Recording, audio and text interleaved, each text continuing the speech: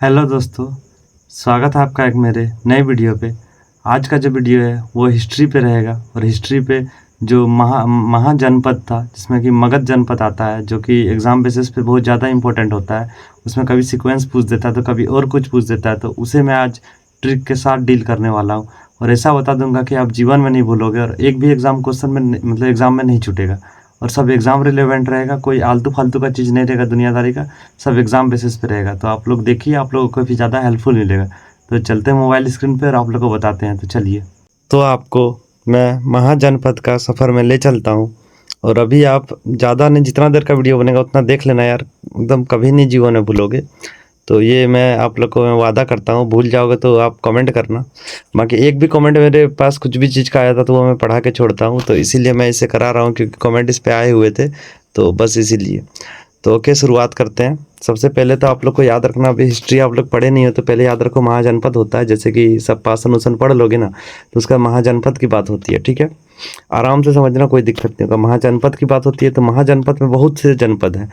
जैसे तक्षशिला आपने सुना होगा, और भी बहुत चीज़ सुना होगा, उज्जैन आपने सुना होगा। तो उसमें से जो सबसे ज़्यादा इंपॉर्टेंट है वो है मगध, ठीक है, क्योंकि क्वेश्चन आपके इसी से बनते हैं और वो सबसे नहीं बनते हैं।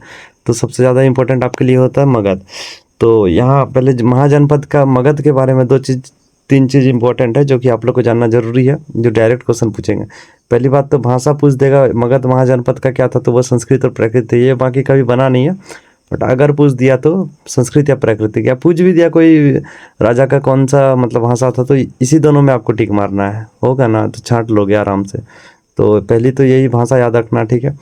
उसका बुक है अंगुत्तर निकाय, ये भाई थोड़ा याद रख लेना क्योंकि ये डायरेक्ट पूछ देता है और ये बौद्ध धर्म का है। दो चीज़ तो याद, इससे आपको दो चीज़ क्लियर हो गया, एक तो ये बुक का नाम और एक प्लस में ये बौद्ध धर्म का बुक है। अगर कभी पूछ दिया कि ये बुक किसका है तो बौद्ध धर्म का, ठीक है। दो धर्म होते हैं, जैन धर्म और बौद्ध धर्म। आप लोग पढ़े होंगे, नहीं पढ़े होंगे तो कमेंट करना, उसे भी मैं पढ़ा दूंगा। तो अंगुत्तर निकाय, ठीक है, ये बौद्ध धर्म का बुक है। इसी में इसका जो चर्चा है मगध जनपद का, वो इसी में चर्चा मिलता है अंगुत्तर निकाय में, ठीक है। अब देखो ट्रिक, देखो सबसे मेन जो है, देखो काफ़ी क्वेश्चन एग्जाम में बनते हैं जो कि सीक्वेंस पूछ देता खाली। जैसे सीक्वेंस मतलब आपको मैं समझा, जैसे कि नंदवंश है 3 नंबर मान लो, तो आपको पूछ देगा नंदवंश के बाद कौन सा था, तो मौर्य वंश। मौर्य के बाद कौन सुंग, ऐसे करके कोई क्वेश्चन पूछ देता है। तो ये जो मैं ट्रिक बता रहा हूँ, इससे आपका मतलब वो वाला क्वेश्चन तो जीवन में गलती नहीं होगा, जो लाइन से पूछता है वो जीवन में गलती नहीं होगा। तो ट्रिक से तो वो क्वेश्चन गलत नहीं होने वाला, ठीक है। अब मैं चलता ट्रिक में। तो ट्रिक में आपको ये याद रखना है, हसीन मशूक सा। रट लो भाई, आज से ही रटना शुरू कर दो। डेली बस एक बार देखो, हसीन मशूक सा गाना के जैसे याद हो जाएगा। उसके बाद याद रख लेना ISPK, बस ये चीज़ दो याद रख लो, आपका टेंशन खत्म है सीक्वेंस वाला क्वेश्चन से। हसीन मशूक सा ISPK, ये एकदम डेली देखोगे ना, आराम से याद हो जाएगा। आपको जैसे पॉलिटी में बताया तो अच्छा ही लगा होगा, ट्रिक से बताया हो, बस वही है, हसीन मशूक सा ISPK। ये जब दो चीज़ याद कर लोगे तो आराम से सीक्वेंस जो है राज्य का वो पता चल जाएगा। अगर आप हिस्ट्री पॉलिटिक कुछ भी पढ़ते हो ना भाई, तो उसका जब तक सीक्वेंस एक नहीं पढ़ोगे ना, तो तब तक नहीं समझ में आने वाला। कितना भी आप पढ़ लो, भूलोगे ही। और यहाँ मैं क्या है, आपको सीक्वेंस ही पहले बता दे रहा हूँ ताकि आप जीवन में ना भूले, ठीक है। तो सीक्वेंस इसका यही है, हसीन मशूक सा ISPK, ठीक है। हसीन मशूक सा ISPK 2 बार अभी बोलोगे तो आउट हो जाएगा, याद हो जाएगा मतलब हसीन मशूक सा ISPK, ठीक है। अब देखो, ह से होता है हरियंक वंश। सबसे पहले भाई शासन कौन किया राजा मगध में, तो हरियंक वंश। ये डायरेक्ट याद रखना है, मतलब डायरेक्ट ट्रिक तो बता ही दी, अब तो कोई दिक्कत ही नहीं होगा। हरियंक वंश। सी से हो गया शिशुनाग वंश, ठीक है। स्पेलिंग थोड़ा गलत है तो देख लेना, बाकी कोई दिक्कत नहीं। आप लोग को मास्टर नहीं बनना है, एग्जाम निकालना है, ठीक है। तो वो सब थोड़ा इग्नोर करके चलना, जैसे यहाँ गलत लिख दिए। तो सी से हो गया शिशुनाग वंश। उसके 9 से हो गया नंद वंश, ठीक है। और इसका भी डिटेलिंग में मैं चलूंगा, पहले सीक्वेंस तो याद रख लो तब इसका अंदर पढ़ेंगे, ठीक है। क्योंकि सीक्वेंस याद नहीं रहेगा तो आप अंदर याद भी नहीं रख पाओगे, ये सीक्वेंस याद रहेगा तो ही आप याद रख पाओगे। मौ से हो गया भाई साहब मौर्य वंश, आराम से मौर्य वंश, जो कि काफ़ी ज़्यादा इंपॉर्टेंट है, एग्जाम में एकदम क्वेश्चन बनते रहते हैं। 100 से हो गया शुंग वंश, ठीक है। क से हो गया कर्णव, ये इंपॉर्टेंट नहीं है, कभी नहीं पूछता है। और प्लस में ये मतलब कुछ किया ही नहीं है तो क्या पूछेगा, कुछ काम ही नहीं किया, ये सब कुछ कुछ किया है, ये कुछ नहीं किया कर्णव।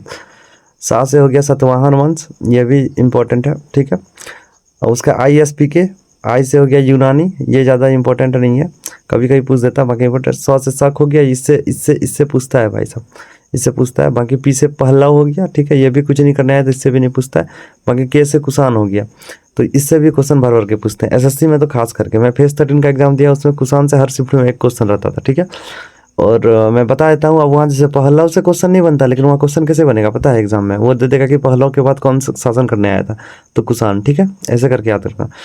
उसके बाद 3 डायरेक्ट याद रख लो, ठीक है, इतना तो याद करा देना, हसीन मसुक सा ISP के उसका 3 गुप्तवर्धन चौहान। तो आपको जो जब भी पढ़ना है ऐसे तोड़ तोड़ के नहीं पढ़ना, डायरेक्ट पढ़ना, हसीन मसुक सा ISP के गुप्तवर्धन चौहान। ये हो गया सीक्वेंस। सीक्वेंस मतलब अगर करके आपको डेट भी दे दिया ना, तो अगर आप एक का भी डेट जान रहे होगे ना तो सबका डेट आप बता सकते हो, क्योंकि 100 साल 50 साल शासन नहीं करता ये लोग, तो ऐसे करके आप डेट भी बता सकते हैं। तो मैं उम्मीद करता हूँ कि ये जो सीक्वेंस मैं आप लोग को पढ़ाया ये आपको समझ में आ गया, क्योंकि इसी में सब खेल है भाई। ये समझ गए तो अंदर ऑटोमेटिक समझ जाओगे, ये नहीं समझ पाए तो जीवन में आपको इतिहास का राजा याद नहीं होगा, ठीक है। तो सीक्वेंस आपको समझ में आ गया होगा, और सीक्वेंस से क्वेश्चन पूछेगा तो आराम से आप सही कर लोगे। आप मेरा जो पढ़े हुए हिस्ट्री ना, उसके बाद फिर आप ये जो मगध जनपद है ना, इसका क्वेश्चन जाके टेक्स्ट बुक में लगाना, ठीक है, नहीं तो मैं ही एक डाल दूंगा लास्ट में, उसे आप सॉल्व करना, आपको पता चलेगा कितना हेल्पफुल है वीडियो, ठीक है। तो अब चलते हैं हम लाइन बाय लाइन सभी को समझते हैं। तो सबसे पहले हरियंक को समझेंगे, फिर सूचना कैसे करके सबको समझेंगे, ठीक है। थोड़ा बड़ा होगा, थोड़ा कर लेना, क्योंकि सब भाई एग्जाम सामने है तो करना पड़ेगा थोड़ा, ठीक है। तो ये सीक्वेंस याद हो गया, मैं उम्मीद करता हूँ आप लोगों को कि सीक्वेंस आप लोग को अच्छा लगा और याद हो गया होगा। तो अब हम आगे चलते हैं, इसको का अंदर घुसते हैं। तो चलिए, अब हम लोग आ चुके हैं सबसे पहले हरियंक वंश में, ठीक है। हरियंक वंश में आ चुके हैं। इस सबसे ज़्यादा क्वेश्चन नहीं बनता है भाई, ज़्यादा क्वेश्चन मौर्य वंश से बनता है। मैं झूठ नहीं बोलूँगा, जो जेन्युइन चीज़ है वही आप लोग को बताऊँगा, ठीक है। बाकी कभी कभार पूछ देता है कि इसके बाद कौन राजा आया, इसके बाद कौन राजा आया, तो इसीलिए ये इम्पोर्टेंट है, ठीक है। हरियंक वंश का राजा जो है, या संस्थापक बोलो, राजा बोलो या संस्थापक बोलो, जो बोलोगे, राजा या संस्थापक, वो है बिम्बिसार, ठीक है, जो कि जैन धर्म को मानता था, ठीक, ओके। अब यहाँ रिलेट कैसे करोगे, देखो हरियंक, हरियंक से रिलेट हो रहा है हरा, हरा रिलेट हो रहा है ना, हरा से याद रखो, हरा क्या होता है, बांस, बिंब, बिंब मतलब रिलेट कर लो बांस, ठीक है। बिंब मतलब बिंब जो बनता है बांस का बनता है ना, तो हरा क्या होता है, बांस, तो हो गया यहाँ से बिंबसार, ओके। ऐसे आपको रिलेट करके याद करना पड़ेगा भाई, मैं जैसे क्या, बाकी आपको जैसे अच्छा लगता है वैसे रिलेट कर लो। बाकी मैं तो यही बोलूँगा, जैसे हरियंक से हरा है तो उसका बिंब बांस, तो बिंबसार हो गया। एक बिंदुसार अलग है, वो बाद में पढ़ूंगा, तो पहले बिंब याद रखो, बिंब, ठीक है। बिंब से हो गया बिंबसार, हरियंक से हरा, ओके। तो यहाँ तक तो आप लोग को रिलेट हो गया होगा। इसका संस्थापक डायरेक्ट याद रखो, डायरेक्ट पूछेगा, हरा याद करना है, हरा से बिंब याद करना है, क्योंकि हरा तो बांस ही होता है ना भाई, तो बिंबसार ऐसे करके याद हो गया, ठीक है। राजधानी भी बहुत ज़्यादा इंपॉर्टेंट है, राजगीर, ये तो आपको डायरेक्ट याद रहना चाहिए, क्योंकि देखो भाई मगध का राजधानी राजगीर ही है। मगध जो हम लोग पढ़ रहे थे ना, मगध, उसका जो राजधानी है वो राजगीर है, राजगीर ही है, ठीक है। तो कभी मगध का भी पूछ देगा, मगध महाजनपद की राजधानी क्या थी, तो वो राजगीर थी, ठीक है। अच्छा, अब युद्ध इसने वैशाली में किया है, जो कि तो वैशाली में किया, जो कि ये हार गया था, ये कभी नहीं पूछता है। मैं तो लिख लिया था तभी, जब मुझे भी उतना नहीं पता था तभी मैं ये नोट्स बनाया हूँ, तो इसीलिए ये मैं लिख लिया हूँ, बाकी ये पूछता नहीं है, याद रख लो। वैशाली पढ़ते पढ़ते आप लोग जब जाओगे ना, नोट इसका बना के रखोगे ना, तो याद हो जाएगा, ठीक है। इसका पुत्र ये याद रखना, इसका मृत्यु कौन किया था ये याद रखना, अजातशत्रु, ये याद रखना। और ये इसका बेटा था, अजातशत्रु जो था वो इसका बेटा था, किसका, बिंबिसार का, और इसी ने इसका मतलब अपना बाप का जो हत्या कर दिया था, अजातशत्रु, ठीक है। अब इसे कैसे याद रखो, शत्रु, शत्रु क्या, शत्रु मतलब बाप का ही हत्या करेगा ना, तो रिलेट करते चलो, शत्रु, अजातशत्रु, आजाद, एक तो देखो आजाद, जो अपना पापा का बात नहीं मानता वो आज़ाद घूमता है ना, तो ऐसे करके याद रखो कि वो पापा का हत्या किया था, आज़ाद घूमता था तो वो पापा का हत्या कर दिया था, ठीक है। तो यहाँ से इसका हो गया मृत्यु, जो कि बहुत ज़्यादा इंपॉर्टेंट है, पूछेगा मृत्यु कौन किया था, ये हो गया राजा बिंबिसार, तो बता दिया, हरा से बिंबिसार, ठीक है। बाकी राजधानी राजगीर है, पूरा क्लियर हो गया होगा। हरियंक वंश का पहला राजा, ठीक है। अब बाप को मारा अजातशत्रु, तो कौन आएगा, बेटे ने आएगा ना, दूसरा कोई तो नहीं ना आएगा, क्योंकि तो इसका बेटा था अजातशत्रु, ठीक है। तो अब दूसरा राजा बन गया अजातशत्रु। अब मैं एक चीज़ मैं बता देता, क्वेश्चन क्या पूछेगा, क्वेश्चन ऐसे पूछेगा कि हरियंक वंश के बिंबिसार के उत्तरदायी कौन थे, उत्तरदायी या फिर उसका नीचे कौन आया था, तो वो भाई अजातशत्रु। तो ये आपको याद रखना, ऐसे पूछेगा। ये भी जैन धर्म को मानता था, जैन धर्म वाला भी याद रखना, क्योंकि डायरेक्ट कभी कभी पूछ देता कौन धर्म मानता था, ठीक है, जैन धर्म। हाँ, तो यहाँ तक क्लियर हो गया होगा। अब देखो, अभी अपना पापा को मारा तो कुछ ना कुछ तो नाम पड़ा होगा भाई, तो पापा का पितृ हंता, ये तो इजी वर्ड है भाई, आराम से ले जाओगे। शत्रुनाशक, नाम जिसका नाम पे शत्रु है वही शत्रुनाशक होगा, ये भी हो गया। कडिक, कडिक एक आपको याद रखना पड़ेगा थोड़ा सा।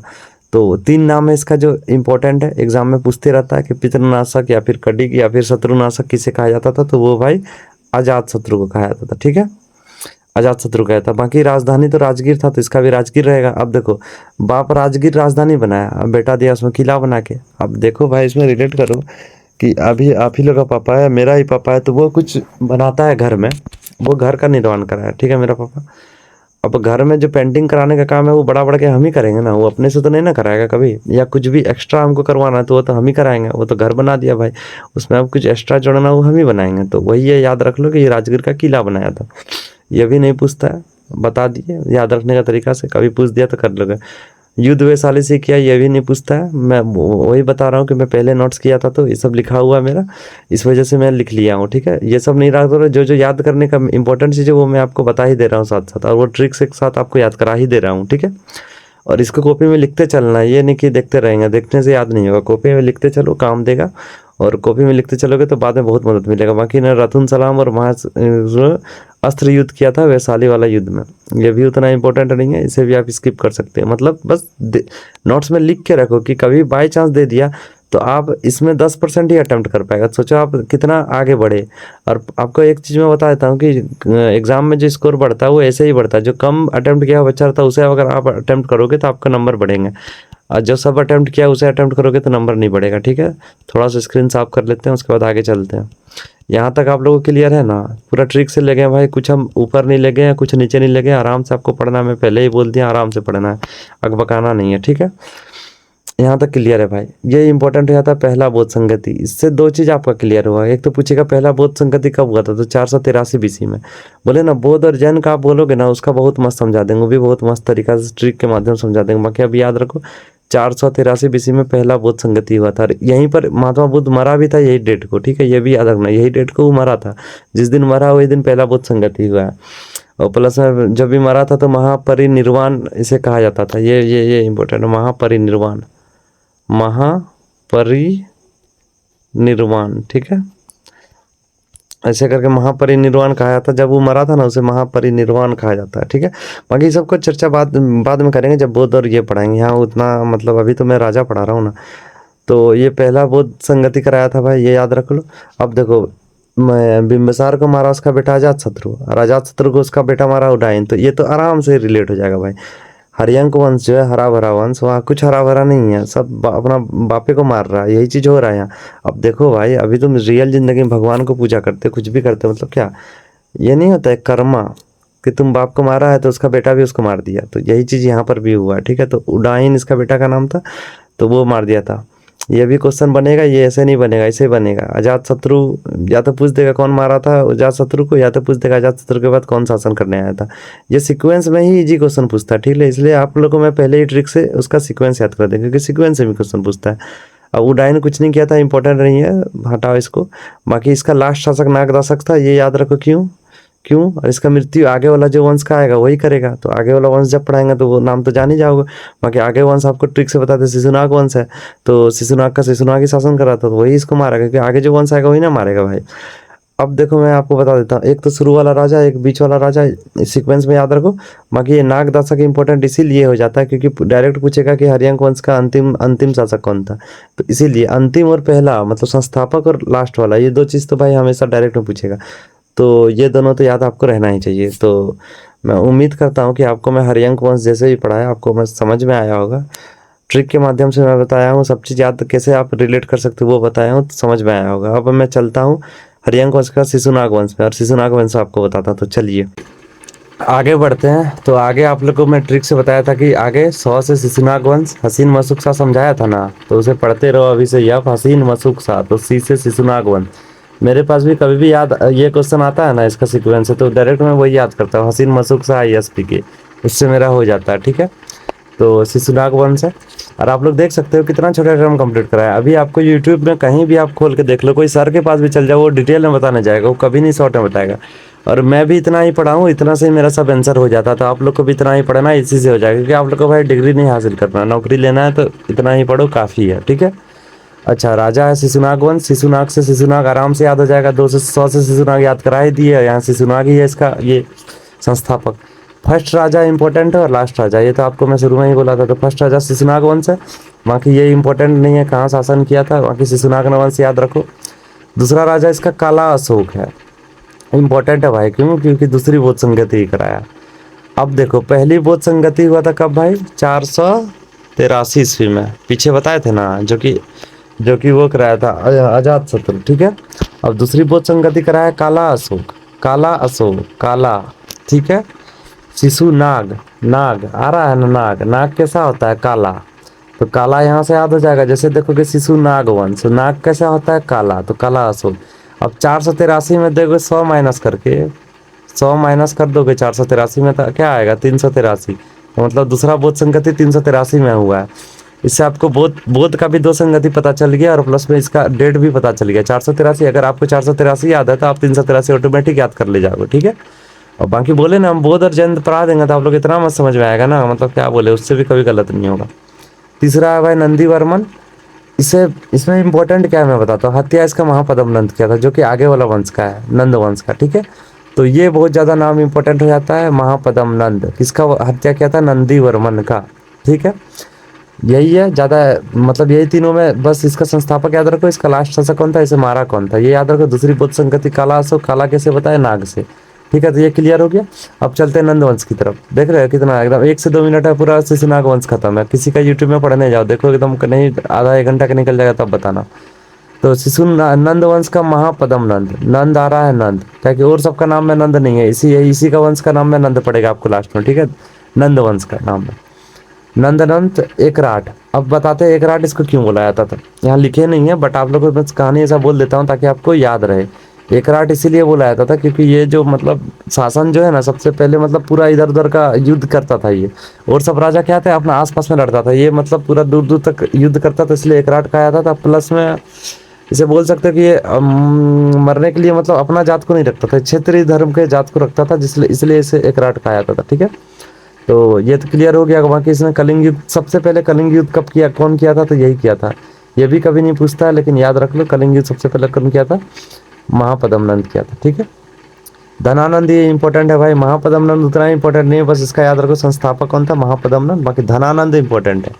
अब धनानंद इंपॉर्टेंट होने का कारण क्या है? क्योंकि इसे भाई एक विदेशी मारने आया था, जो कि आप लोग सिकंदर नाम है, सुने होंगे। बाकी वो मार नहीं पाया था, मारा था इसे चंद्रगुप्त मौर्य ने, ठीक है। इसीलिए इम्पोर्टेंट हो जाता है। ये कलिंग नहर निर्माण कराया था, ये भी उतना इम्पोर्टेंट नहीं है।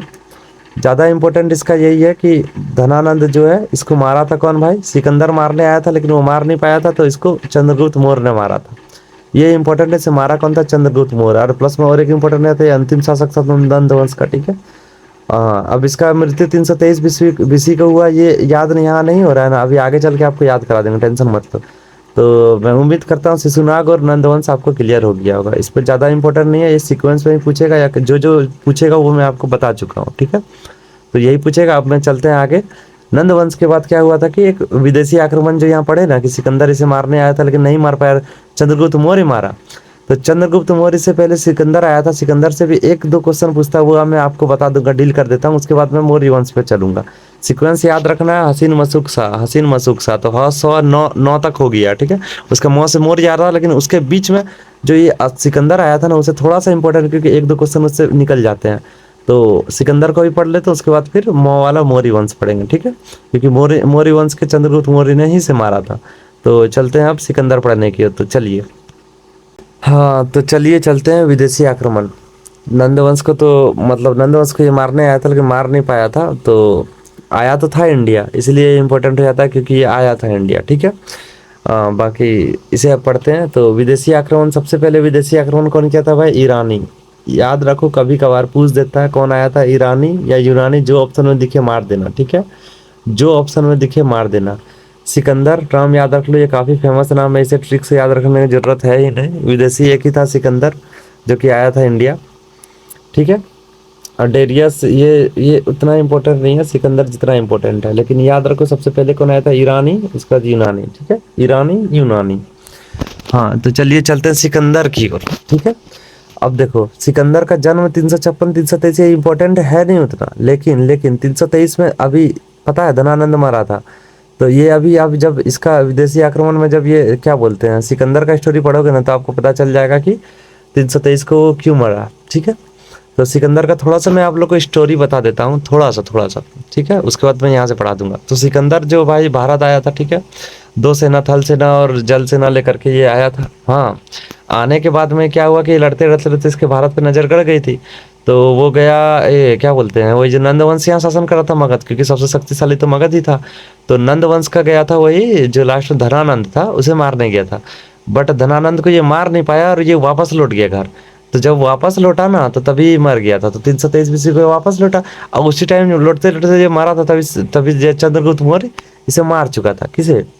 धनानंद को।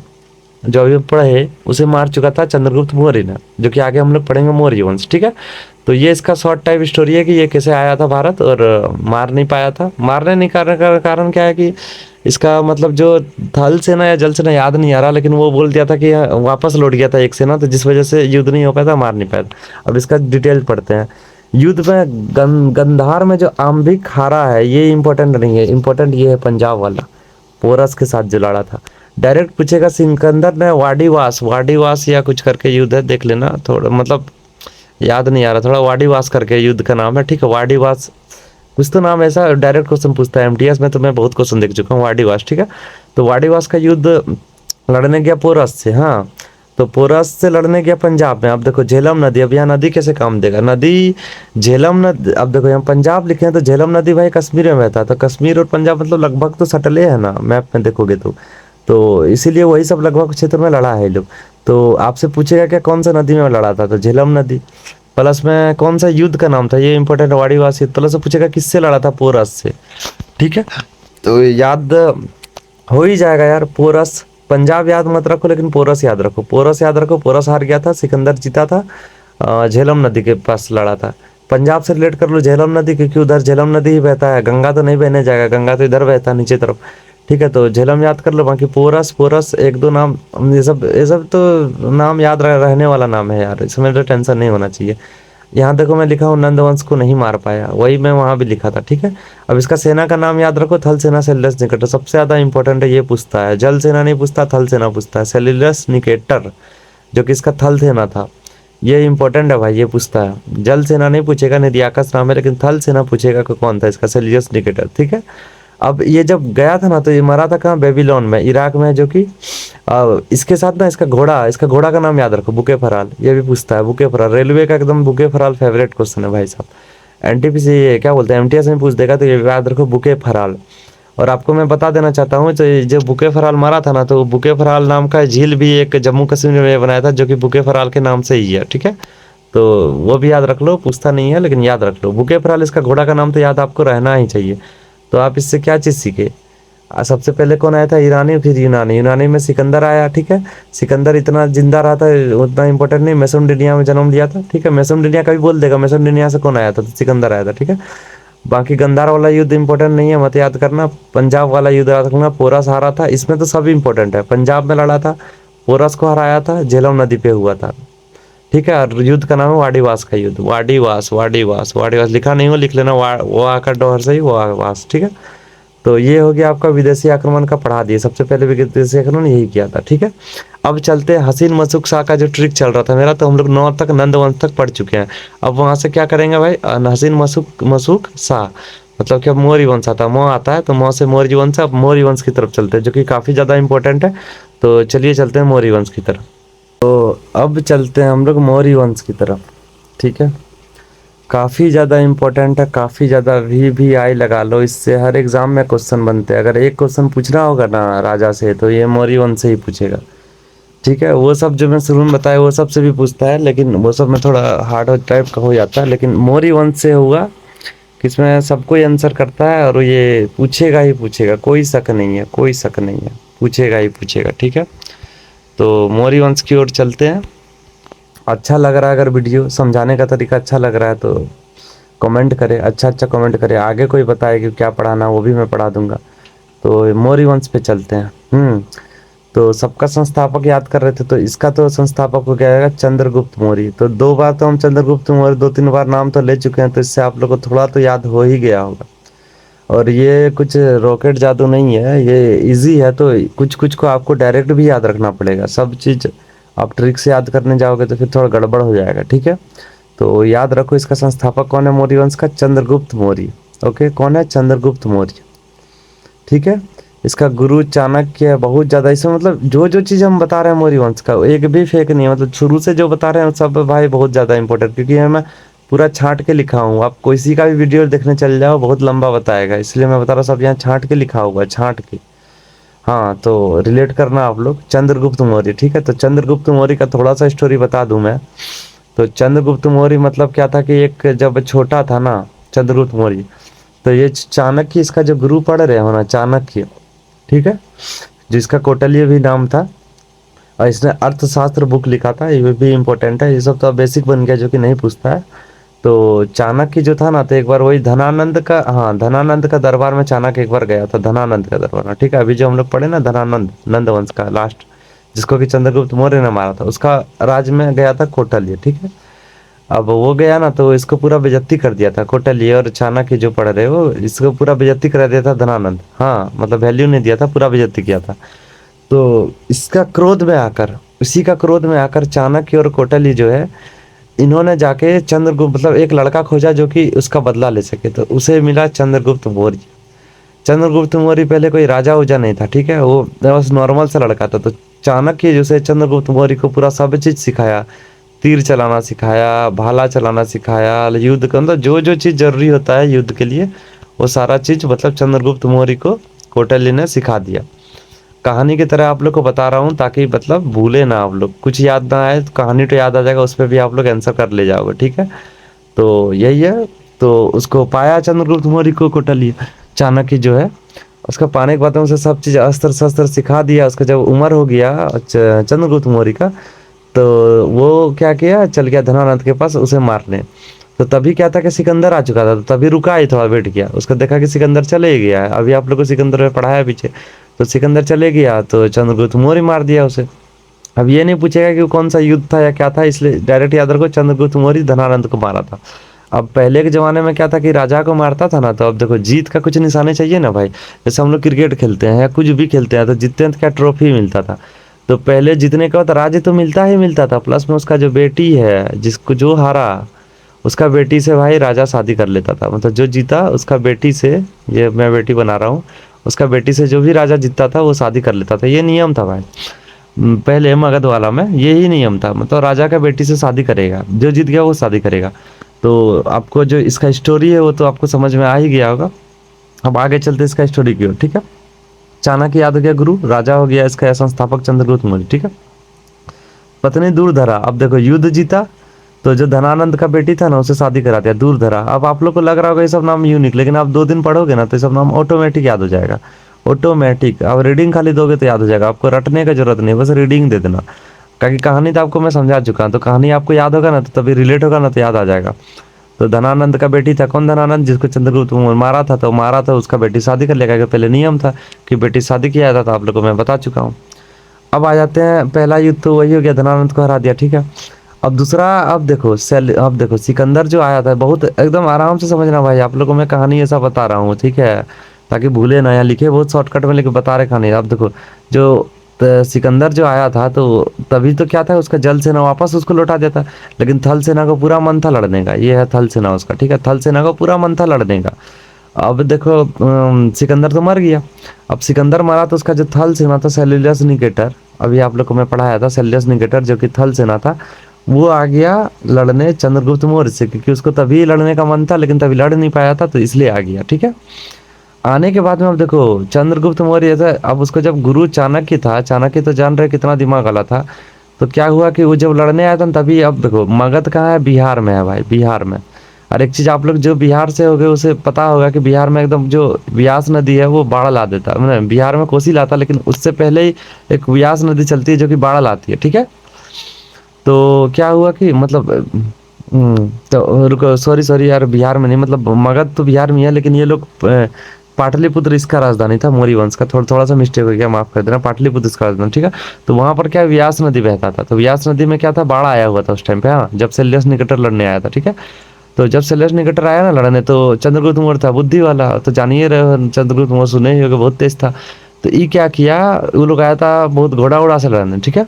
चंद्रगुप्त मौर्य क्या वो पीछे चल गया और बाढ़ वाला क्षेत्र को पार करके बाढ़ वाला क्षेत्र में ले गया। तो बाढ़ वाला क्षेत्र में क्या था कि बाढ़ आके कादा पूरा दलदल कर दिया था। हाँ, तो दलदल करने के बाद क्या हुआ कि सेल्यूलस निकटर का घोड़ा सब गया दलदल में फंस के, वो लोग चलने ही नहीं सकने लगा। अब चलने नहीं सकने लगा तो हार गया भाई। अब देखो उसका किसी का घोड़ा बांध दोगे तुम, जिससे लड़ने का चीज़ है, तो वो सकेगा लड़ने? बताओ तो। ये घोड़ा मार दिया सब, ये तो अपना इलाका है भाई, किसी का इलाका तुम जाके किसी को मार थोड़े ना पाओगे। तो वही वाला बात यहाँ पर हो गया। घोड़ा उसका दिया ये लोग पूरा ख़त्म करके, घोड़ा को दिया फंसा करके, तो उससे गया इसका ये मतलब हार गया कौन? सेल्यूलस निकटर। तो दूसरा ही सेल्यूलस निकटर का। और आपको अभी मैं बताया नियम था, क्या नियम था भाई कि जो हारा उसका बेटी शादी करेंगे। तो उसका बेटी हेलन से किया, शादी कर लिया। हेलन या कार्नेलिया, दोनों में से कुछ भी नाम याद रखो, हो जाएगा। कुछ भी नाम दे सकता है, तो उससे शादी कर लिया। हाँ, तो अब जब विदेशी रसियन, विदेशी समझ रहे हो ना भाई, विदेशी माल से शादी किया, ही विदेशी माल तो समझ रहे हो। विदेशी माल से शादी हुआ, तो अब आकर कभी बाई चांस पूछ दिया कि ऐसा कौन राजा है जो कि जिसको विदेशी के नाम से या फिर कुछ अंग्रेजी नाम से जाना गया, तो वो भाई चंद्रगुप्त मौर्य हो जाए, क्योंकि वो विदेशी से शादी किया था। अब देखो सेल्यूलस निकेटर था, बेटी के प्रति अपना पूरा ध्यान रखता था सेल्यूलस निकेटर अपना बेटी का। अब तो कोई भी बाप अपना बेटी का ध्यान रखबे करेगा। अब बेटी तो दे दिया, सेल्यूलस निकेटर मारा नहीं था, हारा था खाली, ठीक है। तो सेल्यूलस अब क्या किया कि उसने एगो दूध भेज दिया। दूध भेज दिया मतलब मेगास्थनीज जो है एगो दूध को दिया भेज के कि जाओ भाई मेरा बेटी वहाँ है, उसका देख रेख करना। कई साल आई चंद्रगुप्त मौर्य हरामी तो नहीं है, मार नहीं देगा मेरे बेटी को, भले हमको हरा दिया, मेरे बेटिया को नहीं मार देगा, इसलिए वो दिया आएगा दूध भेज के मेगास्थनीज को। और मेगास्थनीज भाई साहब 14 साल रहा है भारत में, इंपॉर्टेंट है, 14 साल रहा है भारत में मेगास्थनीज। और 14 साल में वो बुक क्या लिखा है? इंडिका। इंडिका किससे रिलेटेड है? मौर्य वंश से। मौर्य का जानकारी आपको कहाँ से मिलेगा? इंडिका से मिलेगा। तो आपको बहुत इंपॉर्टेंट चीज़ यहाँ बता चुका हूँ, जिससे कि हमको लगता है कि क्वेश्चन आपका फंस ही जाएगा, ठीक है। हाँ, यहाँ तक क्लियर हो गया। मेगास्थनीज को काहे भेजा? क्या कि भाई उसका बेटी को दिया है, तो बेटी का देख रेख के लिए किसी को भेजेगा ना। जैसे अभी अभी शादी आप लोग का होगा तो नहीं होता, साली सब आ जाती है, क्या अपना देखने आती है कि दीदी कैसे रखेगा 1-2 दिन। तो वही मेगास्थनीज को 14 साल के लिए भेज दिया कि देखो क्या कर रहा है। और यहीं से होता है अखंड भारत का शुरुआत। मतलब कि अब देख रहा है, विदेश तक जीत लिया तो अखंड भारत मतलब पूरा, अखंड भारत मतलब पूरा, विदेश को जीत लिया तो मतलब कि पूरा भारत का इसका शासन आ गया। किसका भाई? चंद्रगुप्त मौर्य का। तो पूछेगा सबसे पहले अखंड भारत का जो शुरुआत किया है, अखंड भारत का विजय किसे मिला? तो भाई चंद्रगुप्त मौर्य का। यहाँ से 4-5 क्वेश्चन आपको मिल चुका है, ठीक है। अब देखो यहाँ तक तो क्लियर था भाई, अखंड भारत का शासक, ठीक है। अब देखो अब क्या हुआ, चंद्रगुप्त मौर्य अपना शासन कर रहा था, अब निर्माण तो कराएगा ही, राजा है तो कुछ ना कुछ। अब देखो वो सब राजा कुछ नहीं निर्माण कराया था, मूर्ख था वो लोग। ये भाई तेज था, तो इसने क्या किया, सागर अभिलेख बनाया है। कहाँ बनाया भाई? गोरखपुर, जो उत्तर प्रदेश में, जो कि तांबे का था। इंपॉर्टेंट है, किससे बना हुआ था? तांबे का था। ये सब क्वेश्चन आ जाएगा ना, कोई नहीं दे पाओगे, लेकिन आप जब दोगे ना तो आपको डबल से खुशी मिलेगा, इसलिए मैं बता रहा हूँ, तांबे का बना हुआ था, ठीक है।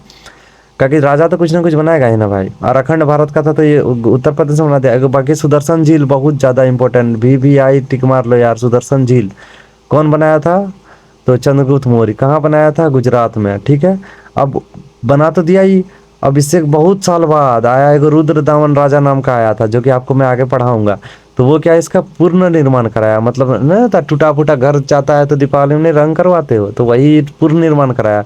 अब पूर्ण निर्माण की जगह में एग्जाम में आपको दे सकता है, क्या पता है? जीर्णोद्धार, जो दुर्गई मूर्धन्त न होकर जीर्णोद्धार कौन कराया? तो भाई याद रखो, रुद्रदामन कराया था। तो यहाँ तक तो आपको क्लियर हो गया होगा कि इसका जीर्णोद्धार कौन कराया था? रुद्रदामन, ठीक है। अब देखो ये मरा कब? श्रवण बेला में। अब कैसे मरा इसको बताते हैं। अब देखो जैन धर्म भी मानता था, मौर्य वंश भी, मौर्य वंश का जो चंद्रगुप्त मौर्य है वो भी मानता था जैन धर्म को। तो अब मैं बताता हूँ एक बार क्या हुआ जैन धर्म का। अब देखो मौर्य वंश का ये तो शासन कर लिया चंद्रगुप्त मौर्य, शासन करने के बाद बूढ़ा हो गया। अब देखा बूढ़ा में आदमी लोग नहीं बोलता तीर्थ स्थल चल जाएंगे, तो वही चंद्रगुप्त मौर्य बूढ़ा हो गया। और तभी का जो भगवान या फिर बोल सकते हो ऋषि, जैसे हम लोग अभी जाते हैं कोई वृंदावन जाते हैं किसी का कथा सुनने, तो वो क्या हुआ हम लोग के लिए, मतलब वो गुरु टाइप का हुआ, भगवान नहीं हुआ। तो उसी तरह क्या बोलते हैं, जैन धर्म का था भद्रबाहु करके, वह भी इसी तरफ का था, ज्ञानी आदमी था। तो मौर्य वंश का जो ये चंद्रगुप्त मौर्य था उसके साथ चल गया कर्नाटक। कहाँ गया भाई? कर्नाटक। क्या कि उम्र हो गया, तो अब क्या करे, कितना शासन करेगा, बेटा बेटा को दे दिया अपना शासन, चल दिया कर्नाटक ही। अब कर्नाटक गया तो वहाँ पर वही जो श्रवण बेला नाम का जगह है, वहाँ पर इसका मृत्यु हो गया 295 ईस्वी में।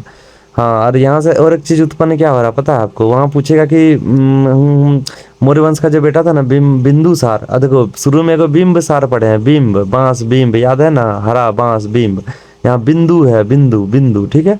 तो बिंदुसार, तो बिंदुसार जो इसका बेटा था ना, तो बेटा का शासन देता, तो पूछेगा कि बिंदुसार कब से कब शासन किया, क्योंकि बिंदुसार कुछ किया नहीं है, लेकिन यही तो पूछेगा कि शासन कब से कब तक किया था। तो शासन में बता दूं कि 295, अब मरा देख के मत बोल देना 295 से, 295 में मरा, लेकिन वो 297 में ही चल गया था वहाँ कर्नाटक घूमने।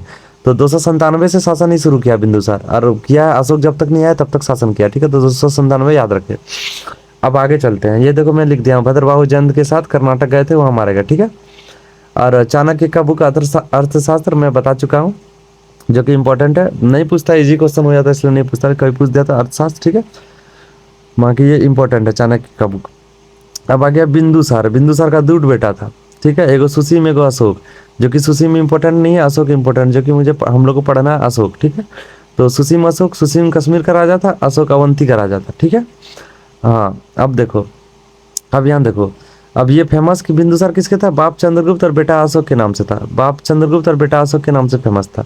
मतलब इसका बाप चंद्रगुप्त था ना, तो वो अच्छा अच्छा काम किया था, उसके नाम से ही फेमस था, और बेटा अशोक भी इसका अच्छा अच्छा काम किया, आगे चल के देखेंगे, उसके नाम से ही फेमस था, ठीक है। तो अब चलते हैं सुसीम, अब सुसीम तो हटिए गया, अब सुसीम, अब और एक स्टोरी सुन, सुसीम था कश्मीर का राजा। तो क्या हुआ कि एक बार ना युद्ध हुआ था, एक बार युद्ध हुआ था कश्मीर में, तो सुसीम संभाल नहीं पा रहा था, तभी अशोक को भेजा था, तो अशोक वहाँ संभाल दिया था। तो ये अशोक वाला मैं पढ़ेंगे, तो अभी अशोक में चलेंगे तो वहाँ पर पढ़ेंगे। तो अभी फिलहाल बिंदुसार तक आपको मैं कंप्लीट करा दिया हूँ। अब इसका दूत एगो आया था, ये मिस्र वाला आया था अशोक का काल में, ठीक है। एगो दूत आया था इसका सीरिया से, किसका, बिंदुसार का, ये भी इंपॉर्टेंट है, डायरेक्ट पूछेगा कहाँ से इसका दूत आया था, सीरिया से, याद रखो, डायमेकस, डायमेकस, डाई डाई डाई डाई। बिंदुसार कुछ नहीं किया था, तो क्या मरने के लायक था, मतलब डाई, डाई मतलब मरना होता ना, तो बिंदुसार कुछ नहीं किया था, मतलब मरने के लायक है। जो जीवन में कुछ नहीं करता क्या जनगणना के लिए पैदा होता, वही मरने के लिए होता, तो डाई से बिंदुसार याद हो जाएगा। बाकी सीरिया से आया था, और ये हो गया आपका चंद्रगुप्त मौर्य, और क्या बोलते हैं बिंदुसार का। अब जो अशोक है वो भाई काफ़ी इंपॉर्टेंट और काफ़ी बड़ा है, जो कि मैं इधर लिख के रखा हूँ, उसे मैं समझाऊंगा, पहले इस सबको हटा लेता हूँ। तो अब चलते हैं अशोक के ऊपर। और यहाँ तक आपको वीडियो अच्छा लगा होगा, अच्छा लगा हो तो लाइक करते रहे यार, क्योंकि मैं नया नया अभी डाल रहा हूँ, तो आप लोग अगर लाइक करोगे तो मुझे मोटिवेट मिलेगा, और मैं ज़्यादा से ज़्यादा वीडियो डाल सकूँगा आप लोग के लिए।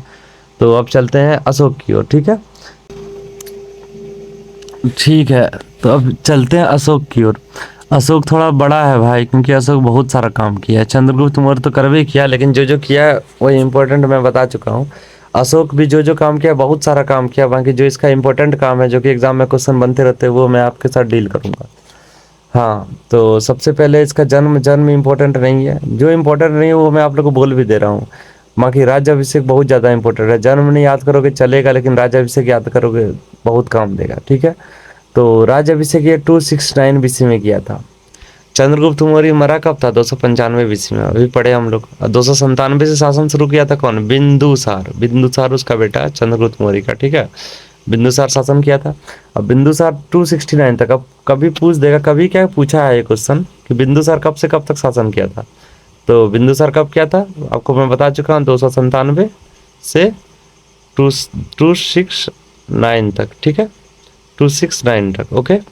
तो बिंदुसार का शासन याद रखिए, ये डायरेक्ट पूछेगा कि बिंदुसार कब से कब तक शासन किया था, 297 से 269 तक, ठीक है।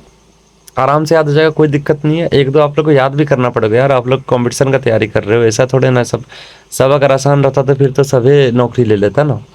तो चलते हैं इसके आगे की ओर, ये क्या क्या किया है तो उसे पढ़ते हैं। और एक चीज़ याद रखना है, हिस्ट्री जब भी पढ़ोगे जैसे सीक्वेंस है, जैसे अब मैं पढ़ा दिया चंद्रगुप्त मौर्य, ठीक है। तो पहले याद रखना कि कोई भी वंश पढ़ोगे ना, तो पहले तो माइंड में रखना कि पहले संस्थापक को याद रखना है, संस्थापक याद रखे, उसका फिर वो युद्ध किया होगा, युद्ध पढ़ लेना, उसका फिर वो कुछ बनवाया होगा, बनवाया पढ़ लेना, उसका फिर उसका बेटा कौन आया, यही चार तो चीज़ें, मतलब बना कैसे था, तो यही चार सीक्वेंस पे आपको वंश वाला को हमेशा याद रखना। पहले तो संस्थापक, फिर भाई युद्ध किया है तो क्या युद्ध किया, बाकी कुछ काम किया तो क्या काम किया, ये सीक्वेंस होता है भाई, हिस्ट्री पढ़ने का नियम होता है, आप लोग जानते हो, नियम जानोगे तो ही पढ़ पाओगे, ठीक है। पहले ये अब खाप बन के रह गया ना आपका, कि पहले हमको ये रिलेट करना, ये तो आप जब उसका ये पढ़ोगे तो तुरंत तुरंत आपको याद आएगा, हाँ पहले उसका याद करते कौन था, उसका क्या काम किया, ये सब याद आएगा, ठीक है। तो चलते हैं अशोक की ओर। सबसे पहले कलिंग युद्ध, जो कि भी आई काफ़ी ज़्यादा इंपॉर्टेंट, जितना कम बोलूँ उतना ज़्यादा है, ठीक है। तो अब इसे याद कैसे करना है, ओके, इसका युद्ध याद कैसे करना है ये मैं आप लोग को बताऊँगा, अभी ये बता दूंगा ना तो कभी नहीं बोलोगे, याद कैसे करना है कि युद्ध कब किया था, ठीक है। हाँ, अभी तो याद हो गया, 269 तक तो याद हो गया ना आराम से कि राज्याभिषेक किया था।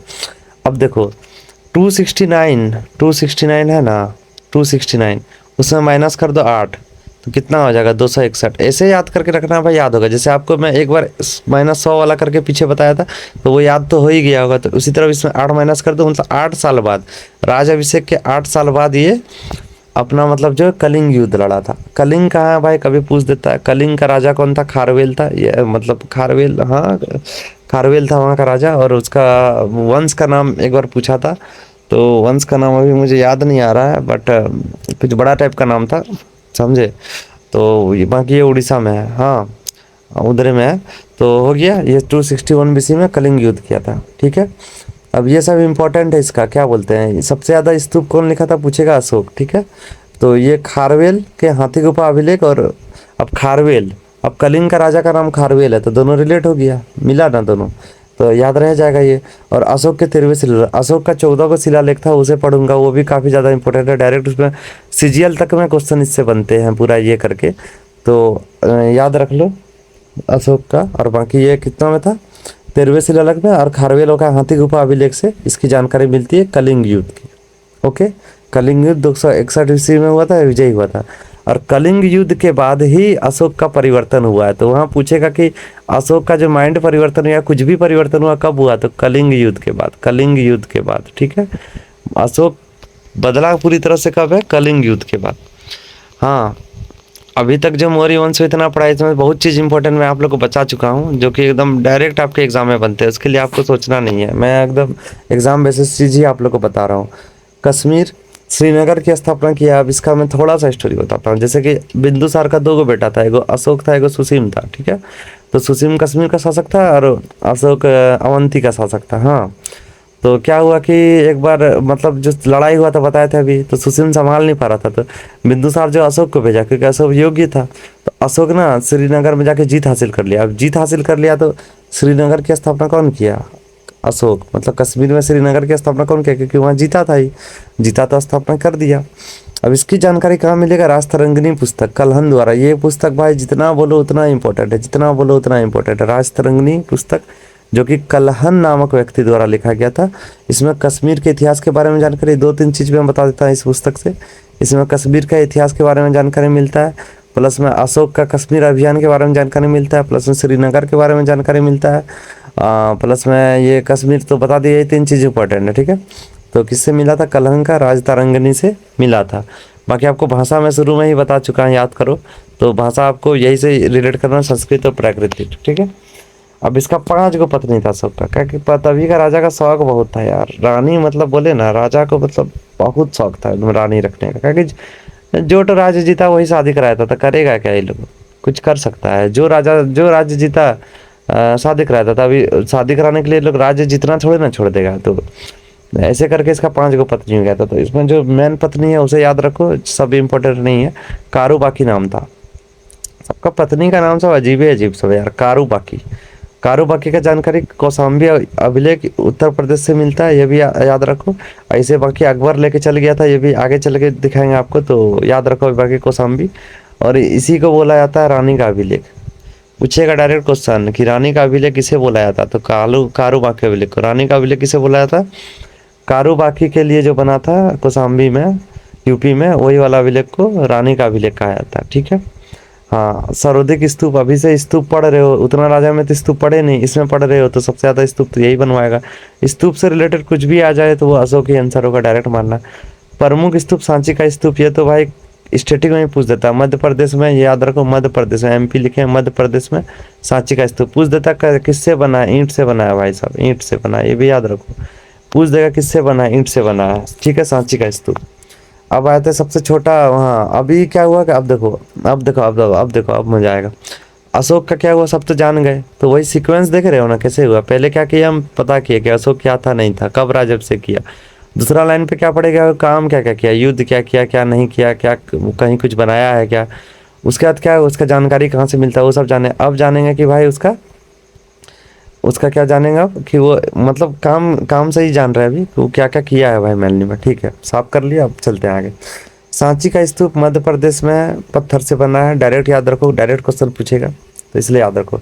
बाकी अब क्या हुआ कि अशोक, अब देखो अशोक अब तो अपना मन तो पूरा बदल चुका था कलिंग युद्ध के बाद। अभी आप लोग को मैं बताया था कलिंग युद्ध के बाद क्या हुआ कि अब अशोक से और एक चीज याद रखना, ये बौद्ध धर्म को मानता था। जो राजा बौद्ध संगति कराया है ना, वो बौद्ध धर्म को माना है, इतना याद रखना। जो भी बौद्ध संगति कराया वो बौद्ध धर्म को माना है भाई, सीधी सी बात है। तो क्या हुआ कि अब देखो राजा सुधर गया था, सुधर गया था। अब इसको लगा कि नहीं भाई, दुनिया में ना बहुत चीज़ बुरा हो रहा है, तो उसे सुधारने के लिए भ्रमण करने लगा। भ्रमण मतलब घूमने लगा। तो 20 साल बाद ही पहुंचा था वहाँ, क्या बोलते हैं, लुम्बिनी, नेपाल। अब लुम्बिनी ही क्यों गया था भाई? क्योंकि बुद्ध धर्म का वहीं जन्म हुआ था। तो ये जब बुद्ध धर्म को मान रहा है तो बुद्धे भगवान का भलाई करेगा ना। आप जिस भगवान को मानते हो उसके लिए आपको कहीं भी बुलाएगा, आप चल जाओगे। आपके पास पैसा है तो आप जरूर चाहोगे कि उस भगवान के प्रति मैं कुछ कर दूँ। क्योंकि आप हम लोग का मानना है, या पहले का भी आदमी का मानना रहता था कि नहीं, उसी के बदौलत मेरा आज जो है सब उसी के बदौलत है, ठीक है। तो वो 20 साल में गया था लुम्बिनी और वहाँ का टैक्स को कम किया था। ये भी इम्पोर्टेंट हो जाता है, ठीक है। और 10 साल में पूछा था बिहार, बिहार 10 साल में पूछा था, 20 साल में लुम्बिनी पूछा था। तो बिहार में सुदामा, कर्ण, चोपड़ा, विश्व चोपड़ा, ये 4 गो अजीविक संप्रदाय को दान दे दिया था, ठीक है। और एक इम्पोर्टेंट रहता, पूछ देगा कभी अजीविक संप्रदाय का संस्थापक कौन था? तो वो भाई बिंदुसार, जो हम पीछे पढ़े ना, वो था बिंदुसार। इसका बाप जो था बिंदुसार, वही था अजीविक संप्रदाय का जनक, ठीक है। तो याद रखे। बाकी यही है, सुदामा, कर्ण, चोपड़ा, विश्व चोपड़ा, ये सब याद करने वाला कुछ रॉकेट साइंस या नहीं लगता है। 4 दिन पढ़ोगे ना लाइन से तो याद हो जाएगा गाना जैसा। सुदामा, कर्ण, चोपड़ा, विश्व चोपड़ा। विश्व चोपड़ा नहीं है, दूसरा कुछ है, लेकिन विश्व तो लगा हुआ रहेगा ही उसका आगे, आगे जो भी लिखे। सुदामा, कर्ण, चोपड़ा, विश्व चोपड़ा, ठीक है। अब इसका भाई पत्थर कहाँ से आता था? चुनार से। पत्थर कहाँ से आता था? चुनार से। चुनार से, चुना से क्या हुआ? चुना से ही घर बनता है ना। तो इसका जो अभिलेख मतलब क्या हुआ पता है? अभिलेख मतलब कोई आदमी मरता है तो उसका नीचे नहीं लिख देता है कि हाँ भाई काम किया, ये था, इसका जन्म, या वो इसी को अभिलेख बोलते हैं। चुनार से पत्थर लाता था। हाँ, सार्वधिक अभिलेख ब्राह्मी लिपि में लिखा। अच्छा, ये यहाँ मैं नहीं लिखा हूँ, बट ये 3 लिपि का यूज़ करते थे। हाँ, तो जो कभी पूछ दे ग्रीक, मैं जो इम्पोर्टेंट है वो बता रहा हूँ। ग्रीक, ग्रीक भाई साहब पाकिस्तान और अफगानिस्तान का था, पाकिस्तान और अफगानिस्तान का। कभी आपको पूछ देगा कि भाई अफगानिस्तान का ये अभिलेख है, ये कौन सी भाषा में लिखा गया है? तो ग्रीक भाषा में, ठीक है। वहाँ की ब्राह्मी तो ये हो गया, भारत में ही चल रहा था। और खोट्टा भी तो भारत में ही था, लेकिन ये जो ग्रीक था ना, ये पाकिस्तान और अफगानिस्तान में, तो इसलिए ये इंपॉर्टेंट हो जाता है। क्वेश्चन पूछेगा तो यही पूछेगा, ये नहीं पूछेगा, ठीक है। अरे यार, कलर कहाँ चल गया? मिटने वाला कैसे चालू हो गया? रुको रुको 1 सेकंड रुको, क्या हो गया? ठीक है, ठीक है। तो क्या बोल रहा था मैं कि ग्रीक भाषा जो है वो पाकिस्तान अफगानिस्तान का है। मैं क्वेश्चन देखा हूँ एमटीएस में, इसलिए आप लोग को मैं बता रहा हूँ। पाकिस्तान अफगानिस्तान मिटा लेता हूँ, उसका आगे चलता हूँ, ठीक है। अशोक थोड़ा बड़ा है भाई, करना पड़ेगा इतना कटी, एग्जाम निकालना है तो करना पड़ेगा, ठीक है। अशोक का समझ गए यहाँ तक? तो ब्राह्मी ग्रीक भाषा में समझा दिया। बाकी अभिलेख में ये अपना नाम क्या लिखता था? देव नाम प्रियदर्शी। अशोक अपना नाम नहीं। अब ये नहीं पूछेगा कौन सा, क्या अभिलेख नाम लिख रहा था, ये पूछेगा। क्वेश्चन में पूछेगा कि देव नाम प्रियदर्शी ये किसका नाम था? डायरेक्ट पूछेगा देव नाम प्रियदर्शी किसका नाम था? तो अशोक का नाम था, ठीक है। तो ये भी याद हो जाएगा, क्योंकि और सब राजा का कुछ निक नाम तो उतना था नहीं, इसी का था। देव नाम प्रियदर्शी किसका नाम था? अशोक का। अब कौन सा अभिलेख में अशोक अपना नाम लिखा है? मतलब देखो, सारा अभिलेख में इसका नाम देव नाम प्रियदर्शी होता था, लेकिन अपना नाम कौन सा अभिलेख में लिखा था? अपना नाम लिखा है गुर्जरा, मास्की, नौटेरा और उदनगोला। 4 गो अभिलेख है जिसमें ये अपना नाम अशोक लिख करके रखा है, ठीक है। और बाकी में ये देव नाम प्रियदर्शी लिखता था, लेकिन ये 4 जो अभिलेख देख रहे हैं ना, गुर्जरा, मास्की, नटोरा, उदनगालन, इसमें ये अशोक अपना नाम, ओरिजिनल नाम जो अशोक है उसे ये चर्चा किया था, बाकी सब में नहीं किया था, ठीक है। अब आ जाते हैं इसका अभिलेख जो ये लिखा था। तो सबसे छोटा उल्लेख वही नेपाल में है, जो वहाँ टैक्स कम करने गया था तो वहीं लिखा था। तो रोमेनदेई नेपाल में। हाँ, अब देखो टोपरा और मेरठ अभिलेख है, जिसे इसे फिरोज शाह तुगलक ने ले गया था। फिरोज शाह तुगलक भाई, इसे मैं आगे पढ़ाऊंगा, ये आगे आया था, अशोक लोग से बाद में आया, ठीक है। तो उन लोग को अच्छा लगा, ये लोग मुगल से आया था, जो मुस्लिम सब आया था, तो ये लोग को अच्छा लगा, ले गया। बाकी कौशाम्बी जो कि रानी का अभिलेख था, उसे अकबर ले गया भाई। कहाँ ले गया था? इलाहाबाद ले गया था, याद रखो। इलाहाबाद नहीं यार, ये फतेहपुर, हाँ फतेहपुर, ठीक है, ये इलाहाबाद ले गया था, मतलब ले गया था। तो यहाँ पर मैं आपको बताया था, जब उसका रानी का अभिलेख बता रहा था तो तभी मैं बता चुका था आपको। तो कौन ले गया था? फिरोज शाह तुगलक मेरठ, टोपरा और मेरठ अभिलेख को ले गया, और कौशाम्बी अभिलेख को अकबर ले गया। तो यहाँ तक आपका अशोक का क्लियर हो गया का। बाकी अब मैं अशोक का जो 14 को दिया था अपना नियम कानून, उसे मैं पढ़ूंगा, वो भी काफ़ी ज़्यादा इंपॉर्टेंट है। तो अब उसके ओर चलते हैं। बाकी भाई बहुत ज़्यादा इंपॉर्टेंट है ये मोर काल, इसीलिए ये इतना बड़ा पड़ रहा है। बाकी सबको मैं छोटा छोटा बनाया हूँ, ये भी इतना काट छाट के बनाया हूँ ना, मतलब क्या बोलो, किसी के पास पढ़ने जाओ 1 घंटा 1.5 घंटा पढ़ा देगा। ये मैं काट छाट के बनाया और आप लोग का 10 से 15 मिनट में मैं जो एग्जाम में पूछता है वो मैं क्लियर करते जा रहा हूँ। ठीक है, तो अब चलते हैं आगे। इसका 14 शिलालेख था और जो जो इसमें इसमें मंत्री को क्या बुलाया था वो सब पे चलते हैं। तो चलिए, तो आ चुके हैं अब अशोक के 14 शिलालेख पे। ठीक है, जो कि काफ़ी ज़्यादा इंपॉर्टेंट है। इससे डायरेक्ट पूछेगा अशोक का 5वां शिलालेख क्या कहता है, पहला क्या कहता है, दूसरा क्या कहता है। तो आ चुके हैं अशोक के 14 शिलालेख पे। सबसे पहले अब देखो मैं रिलेट कराता हूँ। हमेशा यार 14 शिलालेख को रिलेट करोगे तो हमेशा याद रखना कि अशोक जो कलिंग युद्ध लड़ा था ना, तो उसके बाद जो ये सुधरा था ना, तो सुधरने से याद करना। इंसान सुधरने के बाद क्या करता है वही सबसे रिलेट करना आपको। तो अशोक भी जब कलिंग युद्ध के बाद सुधरा था तो ये क्या क्या किया था वही चीज़ इसमें चर्चा है कि मतलब सुधरने के बाद कोई भी इंसान क्या करता है उसी से रिलेट है सब 14 को। और प्लस में अशोक तो बौद्ध को मानता था ये बता चुका हूँ, तो उससे भी थोड़ा रिलेट करना बौद्ध से। ठीक है, बौद्ध धर्म से। हाँ, तो सबसे पहले अहिंसा और पशु हत्या। अहिंसा मतलब क्या हुआ कि कोई आदमी से कोई आपत्ति नहीं है, सब एक जैसा है। पशु हत्या, अब देखो भाई जो युद्ध करके इतना जो वो जान दिया ना, जब कलिंग युद्ध किया था ना तो छोटा छोटा बच्चा एकदम पूरा जब तीर से मर रहे थे ना, तो अशोक उसको देखा था। तो अशोक देखा था ना, तो इसीलिए वो अब ठान लिया था किसी की हत्या नहीं होना चाहिए, तो इसीलिए वो पशु हत्या हो गया। पहला शिलालेख क्या कह रहा है कि अहिंसा और पशु हत्या। तो पशु हत्या इंपॉर्टेंट हो जाता है इसमें, क्योंकि ऑप्शन रहेगा तो पशु हत्या लिखा रहेगा, या अहिंसा रहे ना रहे लेकिन पशु हत्या रहेगा। तो यहाँ से याद हो गया। अब पशु हत्या में वो रोक लगा रहा है तो उसका भाई डॉक्टर ने बुलाएगा।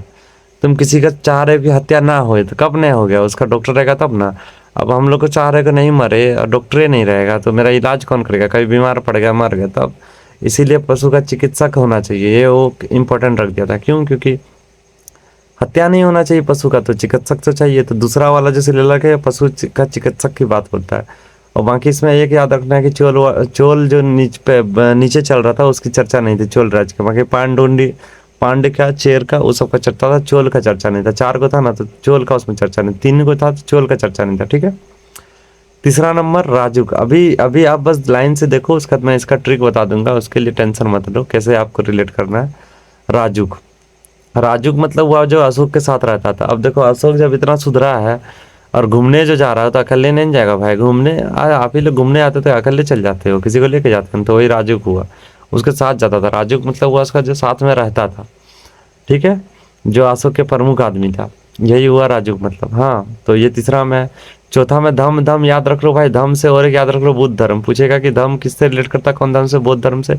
और पूछेगा कौन राजा से रिलेट करता, तो अशोक से। धम धम 2 तो याद हो गया, धम याद रखो, घोष घोष नहीं याद रखो, धम तो याद रखो। ठीक है, 4 और 5 धम है। हाँ, अब आगे चलते हैं। आज आगे क्या है कि अब देखो अशोक इतना सुधरा है तो उससे कोई भी आदमी कभी भी मिल सकता है। हाँ, इंसान सुधर जाता तो नहीं देखते हो कि वो ज़्यादा बकर बकर नहीं करेगा, वो बोलेगा हाँ जो आएगा हाँ भाई मिलने दो, ज़्यादा नौछा तो नहीं करेगा। क्योंकि पहले ये पॉलिटिक्स वाला राजा नहीं था। ठीक है, पहले अच्छा राजा रहता था तो वो भलाई आदमी का करता था। हाँ, तो अशोक से कभी भी कोई भी आदमी मिल सकता था। ठीक है, अब मैं चलता हूँ आगे। जैसे ही मैं चलूँगा तो समन्वय ये याद नहीं रख पाओगे, समन्वय वर्ड थोड़ा कठिन है। धर्म में समर्थन, कोई इंसान इतना सुधरेगा तो धर्म में तो समर्थन करेगा ही ना जी। आप ही बहुत ज़्यादा सुधर गए तो आप क्या करोगे, पूजा करोगे, पाठ करोगे, आदमी का भला सोचोगे, मारोगे नहीं किसी को, हत्या नहीं करोगे, यही सब करोगे ना। तो वही सब चीज़ तो यहाँ रिलेट हो रहा है, ऐसे करके ही आपको रिलेट करके याद करना। कोई ज़्यादा हार्ड नहीं है, 1-2 दिन का रीडिंग है, बस आराम से हो जाएगा। बस मैं जैसे बोल रहा हूँ वैसे याद करना है। मतलब जब भी अशोक का 14 शिलालेख आप रिवीजन करोगे तो पहले याद रखना कि हाँ भाई वो सुधरा था, उसके बाद इंटू बना है। तो सुधरने पे क्या क्या होगा तो आपको पता ही है, ये देख ही रहे हो। ठीक है, 8वां हो गया धम यात्रा। धम वाला तो याद ही हो जाएगा, धम वाला में दिक्कत नहीं होगा। 9वां हो गया छोटे त्यौहार पर प्रतिबंध। छोटे त्योहारों पर प्रतिबंध लगा देता था राजा लोग पहले का, अधिकतर कोई लगाया है, मुगल लोग भी छोटे त्योहारों पर प्रतिबंध लगाते रहता था। तो यहाँ से लेट हो जाएगा। फिर 10वां है वही धम। धम जहाँ आया तो कोई दिक्कत ही नहीं है। धम तो आपको अब पता ही चल गया होगा, 2-3 बार आप लोग धम देख चुके हैं। बौद्ध धर्म से रिलेट होता है, बाकी बौद्ध धर्म को अशोक मानता था तो इसीलिए धम को महत्व देता था। धम बौद्ध धर्म से जुड़ा हुआ है।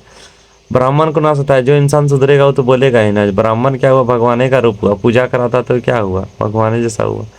तो ब्राह्मण को ना सताए, ये बोला था 11वां में। 12वां में बोला था स्त्री महामात्र, मतलब कि स्त्री की इज्जत करो। अब जो सुधर जाएगा, आप भी सुधर गए हो तो आप क्या लड़की को गलत नज़र से देखोगे? नहीं देखोगे। या आपका करेक्टर खराब रहेगा तो आप गलत नज़र से देखोगे। तो ये सुधर गया था इसलिए बोला स्त्री का इज्जत। और जिसका 5 गो पत्नी है वो क्या लड़की को देखेगा? वो भी तो दिमाग लगाओ, जिसका 5 गो पत्नी है वो क्या दूसरे को देखेगा? वो तो अपने पत्नी से फुर्सत नहीं है। तो इसलिए स्त्री की रक्षा का बात बोला था। 13वां वो कलिंग युद्ध, आप लोग को पहले भी मैं चर्चा करा चुका हूँ कलिंग युद्ध का, जो कि इंपॉर्टेंट है। 14वां भाई कि शिलालेख में कुछ भी गलत हुआ तो ये अपना गलती लेखक को माना है, ये अपने आप को नहीं माना है। जो लिख रहा है उसी को ये गलत ठहराया है, ठीक है। तो मैं उम्मीद करता हूँ, देखो उसमें बोला था ट्रिक बताऊंगा, तो देखो जब भी, अब मैं थोड़ा मीठा लेता हूँ और इसका ट्रिक देता हूँ आपको, ठीक है।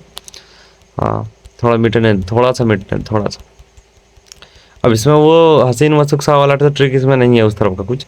बाकी इसका ट्रिक यही है कि जब भी चौगदह शिलालेख का बात आए, आपको हमेशा याद करना है कि अशोक का सुधरने के बाद बना। अब सुधरने के बाद इंसान क्या करेगा? धर्म को मानेगा, स्त्री की रक्षा करेगा, पशु हत्या नहीं करेगा, और भ्रमण करेगा, इधर उधर भलाई करेगा, और जो धर्म को मानता है उस धर्म पे चलेगा। ऐसे धम धम है तो धर्म पे चला है, ठीक है। और जो जो चीज़ें चर्चा है उसका चर्चा देगा, तो वही सब चीज़ यहाँ पर सब लिखा हुआ है, ठीक है। तो चौगदह शिलालेख आप लोग को कन्फर्म हो गया होगा। अब आगे चलते हैं। जो अशोक का राज्य में जो मंत्री रहते थे, चोर रहते थे और क्या क्या रहते थे, सबका क्या क्या नाम था वो देख लेते हैं, क्योंकि उससे भी क्वेश्चन बन जाते हैं। तो चलिए चलते हैं अशोक के मंत्री उंत्री के नाम की ओर। बाकी थोड़ा सा तो बड़ा जाएगा भाई, एक एक बार में कंप्लीट कराए तो बड़ा तो होगा। तो अब चलते हैं उसका जो मंत्री उंत्री का नाम था उस पर चलते हैं, तो चलिए। तो अब चलते हैं जो मौर्य काल में मंत्री लोग का नाम था और सिपाही लोग का जो नाम था उसके ऊपर चलते हैं। ये इम्पोर्टेंट हो जाता है। ये सब क्वेश्चन पता है आपको जो बता रहा हूँ ना, ये सब अगर आप मार दोगे ना तो बहुत बच्चा नहीं मार पाता है। तो आपका नंबर जो एग्ज़ाम टाइम पे मारोगे ना तो इस पे डबल नंबर मिलेगा। जो ये होता है ना, क्या बोलते हैं उसका यार, एग्ज़ाम आने का जो नंबर बढ़ता नहीं है उसे क्या बोलते हैं, याद नहीं आ रहा, तो वो बढ़ेगा आपका काफ़ी ज़्यादा नंबर। क्योंकि जो बच्चा ज़्यादा नहीं कर पाता वो आप करते हैं तो उसी से आपका नंबर इंक्रीज़ होता है, नॉर्मलाइज होता है, ठीक है। हाँ, तो चलते हैं मंत्री के ऊपर। ये सब याद रखो, मंत्री, अमात्य। देखो मैं एक चीज़ बता देता हूँ, एक तो ये मंत्री उंत्री का नाम एक तो या तो आपको मुगल में देखने को मिलेगा और ये राजा वाला में मिलेगा, तो ये भाई अशोक का ही काल में मिलेगा। तो ये सब तो याद हो ही जाएगा, टेंशन तो नहीं ना लोगे। पूछ देगा अमात्य किस में है तो बोल दोगे कि अशोक का है। तो इसीलिए याद रखना है। और बाकी किसी का ये नहीं है कि राजा का अलग नाम है, मंत्री का कुछ नाम है तो इसका घूमने वाला कुछ नाम है और किसी का कुछ नाम है। ये सब इसी अशोक में है। सबसे ज़्यादा इंपॉर्टेंट और बड़ा अशोक ही है, तो अशोक ही इंपॉर्टेंट है, ठीक है। मंत्री को अमात्य बोलते थे, ठीक है। बाकी तक्षशिला विद्यालय आप पढ़े होगे, इसमें अटैच हॉस्टल नहीं था। और नालंदा विश्वविद्यालय में अटैच हॉस्टल था। दो विश्वविद्यालय तो आपको याद ही रहना चाहिए। पहला तक्षशिला था जहाँ की अटैच हॉस्टल नहीं था और ये अशोक के काल में ही बना है, ठीक है। क्योंकि अब भाई सुधरा है इंसान तो शिक्षा का भी सोचेगा ना, तो इसीलिए बना दिया था। हाँ, अब देखो मंत्री का हो गया अमात्य, ठीक है। कर वसूलने, संहारतक, संहारतक संभाल के रखता। कर मतलब समझ रहे हो ना, पैसा। पैसा कौन वसूलेगा? जो संभाल के रखेगा। तो ऐसे करके आपको याद हो चुका होगा, मैं उम्मीद करता हूँ। कौन आपको इतना अच्छा से याद कराया? कर, कर मतलब पैसा। पैसा कौन रखेगा? जो संभाल के जो पैसा रखता है उसी को देगा ना कर वसूलने, दूसरे को थोड़ा नहीं देगा। रिजर्व पैसा, सन्निधाता ये नहीं है, ये इंपॉर्टेंट है, संहारदाता, ठीक है। खनन, खनन आकार अध्यक्ष। अच्छा, खोदते हैं कोई चीज़ तो क्या होता है? आकार लेता है, तो वही याद रखना, खनन आकार अध्यक्ष, ठीक है। पुलिस, पुलिस को राक्षीन, ये तो याद रह जाएगा, राक्षस, ठीक है। पुलिस राक्षस ही होता है। हाँ, न्यायाधीश राजा, न्यायाधीश मतलब जो न्याय देता था उसको ये राजा बोलता था। काहे कि बदल गया था भाई अशोक, कलिंग युद्ध के बाद पूरा बदल गया था। बदलने के बाद इंसान मतलब किसी को भी राजा बना देता, तो वही न्यायाधीश को ये लोग राजा बोलता था क्योंकि वो न्याय करता था ना। हाँ, जिला स्तर में राजुक, राजू का भी जो पढ़े ना, जो घूमता था साथ में, तो वही है राजुक। तो जिला स्तर में राजुक रहता था जो इसके साथ रहता था, ठीक है। हाँ, जो घूम कर चीज़ों को पता रहते संचार, ये तो ईजी है भाई, संचार, घूमना, संचार मतलब फैलाना होता है ना। हाँ, एक जगह से जो चीज़ों का पता लगाते थे उसको संस्था कहते थे, ठीक है। हाँ, कोई संस्था खुलता है तो देखते हो ना, एक ही जगह पे रहता है, वो घूमता नहीं है, वहीं से होता है। बाकी जो घूम कर चीज़ों को रहता है वो संचार। गुप्तचर, गुड़ पुरुष बहुत ज़्यादा इंपॉर्टेंट है, बहुत ज़्यादा। गुड़ पुरुष डायरेक्ट पूछेगा, गुड़ पुरुष कौन था? गुप्तचर को कहा जाता है, गुड़ पुरुष। गुड़ पुरुष गुप्तचर को कहा जाता है, ठीक है। स्तूप द्वार को तोरण द्वार कहा जाता था, जिसमें यक्ष यक्षिणी की मूर्ति। ये सब इतना मतलब डीप आपको बता दे रहे हैं ना, इतना छोटा मैं कि पूछ दिया और मार दिया ना, एकदम ऑटोमेटिक नॉलेज से ज़्यादा स्कोर बढ़ेगा। स्तूप, तोरण द्वार, यक्ष यक्षिणी मूर्ति। एक क्वेश्चन एमटीएस में मैं देखा प्रीवियस ईयर में बना क्या है कि तोरण द्वार जो है ना, तोरण द्वार, पूछ देगा तोरण द्वार में कितना गो ये है, कुछ चिन्ह है, तो 4 गो, याद रखो 4 गो है। अशोक स्तंभ आप लोग देखे हो कभी, एगो शेर आगे रहता है, एगो इधर रहता है, माँ के एगो इधर रहा, एगो पीछे रहता है, तो वही चीज़ पूछ रहा है कितना का रहता है, 4 गो, ठीक है। तो अशोक स्तंभ से रिलेट कर लेना, अशोक स्तंभ में 4 होता है, और अशोक का इसीलिए स्तूप द्वार जो जिसे तोरण द्वार कहा जाता है उसमें 4 गो चित्र रहता है। 4 गो मतलब कुछ तो देगा, ऑप्शन रहेगा तो आप देख लोगे, 4 गो आंसर इसका 4 होगा, ठीक है। हाँ, अशोक का बेटा का नाम कुणाल था, कुछ नहीं किया ये लोग इसलिए इतना इंपॉर्टेंट नहीं है। कुणाल का बेटा दशरथ था, दशरथ थोड़ा सा इंपॉर्टेंट रखा है क्योंकि दशरथ भी अपना नाम देवनाम प्रियदर्शी रखा था, जो कि अशोक रखा था। और नागार्जुन का गुफा दान दिया था, जैसे कि अशोक सुदामा करण चोपड़ा विष चोपड़ा, जो कि आप लोगों को मैं याद करा चुका हूँ, वो जैसे किया था, ठीक है। दशरथ क्या था, देवनाम प्रियदर्शी, नागार्जुन गुफा दान दिया। अंतिम शासक इंपॉर्टेंट भी आई, एक तो शुरू वाला एक अशोक, एक अंतिम शासक। अंतिम शासक कौन है, बृहद्रथ। डायरेक्ट पूछेगा भाई मौर्य काल का अंतिम शासक कौन था, तो बृहद्रथ, जिसकी हत्या पुष्यमित्र सौम ने कर दिया, मतलब कि अगला वंश आने वाला, हत्या हो गया मतलब अगला वंश आने वाला। तो अंतिम शासक कौन था, बृहद्रथ। यहाँ तक आपको समझ में आया होगा अच्छा से। अंतिम शासक इंपॉर्टेंट है, शुरू वाला जो इंपॉर्टेंट है, अशोक इंपॉर्टेंट है। तो इसे आप नोट्स अच्छा से कर लेना और इसका रिवीजन डेली लेना, सब याद हो जाएगा। तो अब आगे चलते हैं। हसीन मशूक जो पढ़े ना, तो हसीन मशूक साहब में मौ तक पढ़ लिए हैं, उसका 100 आएगा, तो 100 से है शुंग वंश। तो शुंग वंश का पुष्यमित्र सॉन्ग है, तो शुंग वंश पे और चलते हैं। तो चलिए, तो आगे चलते हैं और शुंग वंश के बारे में जानते हैं, क्योंकि हसीन मशूक साहब को फॉर्मूला में बताया था, तो मौ तक हो चुका था। मौ के बाद हसीन मशूक सू आता है, ठीक है। सू आता है ना, तो सू से हो गया शुंग वंश, ओके। तो शुंग वंश उसके बाद है। तो शुंग वंश का जो ये है ना, क्या बोलते हैं, संस्थापक या फिर पहला राजा बोल लो, ये बहुत ज़्यादा इंपॉर्टेंट है, पुष्यमित्र शुंग। वहाँ कभी पुष्यमित्र शुंग देगा, कभी पशुमित्र शुंग सोम देगा, मतलब समझ रहे हो ना, पुष्यमित्र शुंग याद रखो। तो ये काफ़ी ज़्यादा इंपॉर्टेंट हो जाता है, क्योंकि एग्जाम में इससे क्वेश्चन बनते रहते हैं कि भाई शुंग वंश का संस्थापक कौन था। या तो बोल देगा ऐसे कि मौर्य वंश के बाद, मतलब मौर्य वंश का खत्म होने के बाद उत्तरदायी शासक कौन आया, तो पुष्यमित्र शुंग होगा या फिर शुंग वंश होगा। तो ये आप लोगों को पहले डायरेक्ट याद रखना, ठीक है। इन्होंने 2 अश्वमेध यज्ञ कराया था। मतलब अश्वमेध यज्ञ हुआ मतलब कि जैसे देखो, मैं आपको एक जरा समझाता हूँ। जैसे कि पहले क्या था, राजा महाराजा रहते थे, ठीक है। तो राजा महाराजा क्या था कि जो जैसे शक्तिशाली राजा कोई है ना, तो वो क्या करता, जैसे कि मान लो कि वो कोई राज्य गया, कोई जैसे राज्य है, तो वो राज्य गया, ठीक है। अब मतलब यज्ञ कराया, ठीक है। मतलब यज्ञ मतलब अश्वमेध यज्ञ मतलब वह युद्ध हुआ भाई, सीधी सी बात है।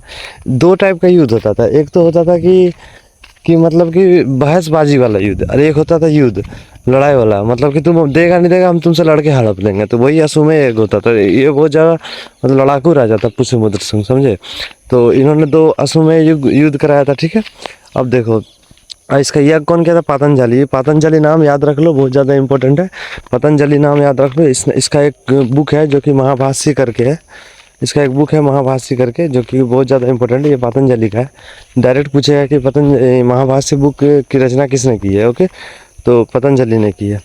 हाँ, तो पतंजलि यज्ञ पतंजलि ही कराया था। इसका बुक भी है महाभाष्य, जो बहुत ज़्यादा इंपॉर्टेंट, नीचे मैं लिखा हूँ। अब देखो, युद्ध 2 विदेशी, सबसे पहले बोलेगा विदेशी को खत्म कौन किया था, यही किया था पुष्यमित्र शुंग, डेमेरकियस और मिरांडर। या फिर पूछ देगा 2 विदेशी, ये सब जो नाम है, देखो विदेशी जो भी आता है ना भाई, उससे ज़्यादा कुछ नहीं पूछेगा, बस एग्जाम में यही पूछेगा। जैसे दे देगा डायमेक्रियस है ना, डायमेक्रिसियस, ठीक है। पूछ देगा ये किसके काल में आया था, तो पुष्यमित्र शुंग के काल में आया था। और यही आगे चल के पता है आपको, ये ना मतलब रह गया था इंडिया में बच के, जादू टोना ये सबको यही लोग लाया है, डायमेका से मिरांडर लोग, क्योंकि सबको युद्ध में हराया था, उसका ये लोग छिप के रह गया था इंडिया में। तो पुष्यमित्र शुंग क्या था कि पूरा एकदम लड़ाकू राजा था, तो जिसको मारते रहता था। तो वही यवन, बाकी ये यवन से आए थे, देख लो यवन से आए थे, ठीक है। तो इन दोनों विदेशी को पुष्यमित्र शुंग ने मारे थे। तो ये याद रख लो। उसका फिर जानकारी, इसका गुरुध्वज अभिलेख याद रखो। ऐसे नहीं पूछेगा क्या है, डायरेक्ट पूछेगा गुरुध्वज अभिलेख का संबंध किससे है, मतलब 4 स्टेटमेंट बना के देगा, ठीक है। कभी और अभिलेख लेगा, 4 का अभिलेख देगा, उसमें एक भी ये भी रहेगा गुरुध्वज अभिलेख, जिसका पुष्यमित्र शुंग है। तो वो आपको छांटना हुआ रहता है, अलग अलग प्रकार से पूछता है। तो ये क्वेश्चन स्टेटमेंट बेस्ड में पड़ जाता है, ठीक है, अभिलेख वाला। तो इसे भी याद रखें। बाकी उसके बाद आया राजा अग्निमित्र। ये इंपॉर्टेंट है क्योंकि बहुत को छोड़ के चलता, लेकिन ये इंपॉर्टेंट इसलिए वही पूछेगा पुष्यमित्र शुंग का उत्तरदायी शासक कौन था। उत्तरदायी शासक कौन था, तो अग्निमित्र। अब देखो, अग्निमित्र का थोड़ा स्टोरी बताते हैं। अग्निमित्र पुष्यमित्र शुंग का बेटा था, ठीक है। तो अग्निमित्र से क्या था कि राजा तो था ही, वो तो है ही, राजा का बेटा है तो राजा ही रहेगा। बाकी एगो लड़की के चक्कर में पड़ा हुआ था। हाँ, अब लड़की के चक्कर में समझ रहे हो ना, जो रजाई के अंदर दुनिया देखने लगा वो कुछ नहीं कर पाएगा। वही चीज़ इसके साथ भी हुआ, ये लड़की के चक्कर में गया पड़ के, अब लड़की के चक्कर में पड़ गया तो ये राजा क्या बनेगा यार, कुछ नहीं करने सकने लगा, हारा भी है बहुत युद्ध ही, तो इसलिए इसका ज़्यादा इंपॉर्टेंट नहीं है। लेकिन हाँ, ये किसका चक्कर में पड़ा था वो इंपॉर्टेंट है, क्योंकि वो वहाँ से एक बुक बन चुका था जो लड़की के चक्कर में पड़ा था ना। अब नहीं देखता आजकल कोई अगर किसी से प्यार करता है तो मजाक बनाने के लिए कुछ भी कर देता आदमी, तो वही इसका दिया था किताब बना के। तो अग्निमित्र मालविका का साथ सेटिंग था उसका, ठीक है। तो यहाँ क्या है, मालविका का अग्निमित्र, ये वाला बुक दिया कालिदास लिख के, समझे। क्यों लिखा, क्योंकि वही राजा को सुधारने के लिए कि साला राजा हो कैसे करता है, लौंडेबाजी करता है, ये सुधरेगा, इसलिए ये लोग किताब लिख देता ताकि उसको खराब लगे यार सुधरे। लेकिन ऐसे जो लड़की के चक्कर में रहे वो सुधरने वाला है, कुछ कर दो तुम, तो इस वजह से नहीं सुधर पाया था, ठीक है। तो हो गया चेदी वंश, ये इंपॉर्टेंट नहीं है। बाकी इतना याद रखना, जो भी युद्ध किया ही हारा है, ठीक है, यही चीज़ इंपॉर्टेंट है। हाँ, तो शुंग वंश आपका ख़त्म हो गया। और इसका बुक याद रख लो, ये बुक से डायरेक्ट क्वेश्चन बनते हैं। जातक ग्रंथ जो कि महात्मा बुद्ध की जीवनी है, ये जब आप पढ़ोगे ना, पढ़ोगे क्या, इसको याद ही रख लो, पूछेगा डायरेक्ट। महात्मा बुद्ध की जो बौद्ध धर्म के पहले मतलब संस्थापक थे, उसकी जीवनी का कौन से बुक में है, तो जातक ग्रंथ, ठीक है। बाकी अष्टाध्यायी पाणिनि की रचना की है, संस्कृत भाषा में लिखी हुई थी, पहली संस्कृत भाषा की पुस्तक यही है अष्टाध्यायी पाणिनि की, ठीक है। उसका महाभाष्य तो अभी मैं बताया पतंजलि का है। उसका मनुस्मृति मनुश्री का है, मनुश्री, ये तो याद हो जाएगा, इजी है मनुश्री, ठीक है। बाकी महाभाष्य सब एकदम इंपॉर्टेंट क्वेश्चन और बेसिक क्वेश्चन है, ठीक है। ये सब कहीं ना कहीं सुनो ही होगा अगर आप पहले पढ़ोगे, तो नहीं पढ़े हैं तो अभी देख लो, ये सबको याद करना ही पड़ेगा, छोड़ के नहीं जा सकते आप लोग, क्योंकि क्वेश्चन पूछता है, ठीक है। तो ये 4 आपको पता चल गया होगा। अब आगे चलते, हसीन मसू क से कर्णव वंश होता है, कर्णव वंश इंपॉर्टेंट नहीं था, उसे नहीं पढ़ेंगे। तो क हसीन मसूक सा सतवाहन वंश पढ़ेंगे, 100 सतवाहन होता। तो चलिए सतवाहन वंश की ओर। ओके, तो हसीन मसूक शाह में 100 आ रहा था, क से बोल दिया आपको, वो इंपॉर्टेंट नहीं है, नहीं पढ़ना। हसीन मसूक शाह, ठीक है, तो 100 से सतवाहन होता है। हाँ, ये थोड़ा सा इंपॉर्टेंट हो जाता है इसमें, क्योंकि ये 2 गो राजा तो है ही, इसी से क्वेश्चन बनता। बाकी ये महाराष्ट्र साइड था सतवाहन, ठीक है। हाँ, इसका पहला जो संस्थापक या राजा बोल लो वो था गौतमीपुत्र सतकर्णी। कौन था? गौतमीपुत्र सतकर्णी, जो कि नहपान से हराया नहीं था, हारा था, ठीक है। नहपान को हराया था, ठीक है, नहपान को हराया था गौतमीपुत्र सतकर्णी, जो कि नहपान को हराया था। अब नहपान आगे पढ़ेंगे, ये शक राजा है, तो अभी डायरेक्ट में याद रख लो, क्योंकि यही पूछेगा कि किस सतवाहन राजा ने युद्ध में नहपान करे थे, ऐसे करके क्वेश्चन पूछेगा। तो गौतमीपुत्र सतकर्णी, ये तो नाम ही अजीब है यार, तो ऐसे याद हो जाएगा, गौतमीपुत्र सतकर्णी, सतवाहन सतकर्णी, ओके, रिलेट कर लो, सतवाहन सतकर्णी। और बाकी नहपान, ये तो इजी नाम है, याद हो जाएगा। हाँ, जानकारी नासिक अभिलेख, जैसे आप लोग देखे पीछे मैं गुरूर ध्वज अभिलेख पढ़ाया, यहाँ नासिक अभिलेख, यही बोले ना आपको, ऐसे बना के दे देगा, ऐसे क्वेश्चन देगा, 4 स्टेटमेंट पढ़ाएगा, ठीक है। एक स्टेप में ऐसे सब स्टेटमेंट में सबका अभिलेख ही खाली लिखा रहेगा, किसी में गलत दे देगा, बोलेगा गलत चुने, या फिर 3 गलत देगा 1 सही देगा, बोलेगा सही चुने। तो ऐसे करके क्वेश्चन स्टेटमेंट बेस ये से बनता है, स्तंभ से बनता है, मतलब समझे, अभिलेख से बनता है, ठीक है। आगे चलते हैं। सिक्का गौतमी नहपान पर पैर रखा हो, ये इंपॉर्टेंट नहीं है, छोड़ दो। दूसरा था पल्लू भाभी, ठीक है। पल्लू भाभी इंपॉर्टेंट इसलिए कि क्योंकि इसे रुद्रदामन हराया था। ये सब शक राजा है, रुद्रदामन नहपान। अब रुद्रदामन हराया था ना, तो रुद्रदामन इंपॉर्टेंट इसलिए हुआ था क्योंकि रुद्रदामन जो सुदर्शन झील था, पहले ही पढ़ा चुके हैं आप लोग, एक बार मतलब बोल चुके हैं, फिर से अभी इसका आएगा चर्चा बोल देंगे। सुदर्शन झील जो कि चंद्रगुप्त मौर्य ने बनाया था, इसका जीर्णोद्धार या पुनः निर्माण कराया था, इसलिए ये रुद्रदामन नाम थोड़ा सा इंपॉर्टेंट हो जाता है, ठीक है। तो उसी ने दूसरा राजा पल्लू भाभी को हराया था। ये सब तो नाम ही देख के भाभी ये सब तो ऐसे याद हो जाएगा यार, ठीक है। रुद्रदामन इसमें जीत गया था, पल्लू भाभी हारा था, इसमें नहपान हार गया था, गौतमीपुत्र सतकर्णी जीता था, ये याद रखना है, ठीक है। अब सतवाहन का कुछ विशेषता है, देख लो। जैसे कि मातृ सतमातक थी, मतलब माता, मातृ सतमातक मतलब मैं आपको कैसे समझा, जैसे कि अभी जैसे परिवार आप लोग किसी का देखते हो, तो जैसे सब तरह का परिवार है, किसी परिवार में क्या होगा कि जो महिला होगी ना उसी का बात चलता होगा, पुरुष का बात नहीं चलता, किसी परिवार में पुरुष का बात चलता होगा, ठीक है। किसी परिवार में पुरुष का बात चलता होगा, किसी महिला का बात चलता होगा, ठीक है। तो जिस परिवार में महिला का बात चले वही हो गया मातृ सतमातक, तो वही था पहले मातृ सतमातक, मतलब महिला का बात चलता था, ठीक है। तो याद रखना है, ये मैं बहुत आपको अच्छा तरीके से बता दिया। मातृ सतमातक और पितृ सतमातक क्या होता है, जिसमें महिला का बात चले मातृ सतमातक, जिसमें पुरुष का बात चले पितृ सतमातक, ठीक है। अब दिखाता हूँ मैं। सीमांत व्यवस्था थी। सीमांत व्यवस्था मतलब जो अरे दान नहीं देता है, जैसे जो घूम घूम के रहते हैं उन लोग को जो दान देता है वही सीमांत हुआ। बाकी सिक्का इसका शीशे, यही इंपॉर्टेंट है शीशा वाला। बोलेगा शीशे का सिक्का कौन लाया? सतवाहन लाया। ठीक है, शीशे का सिक्का कौन लाया? सतवाहन लाया।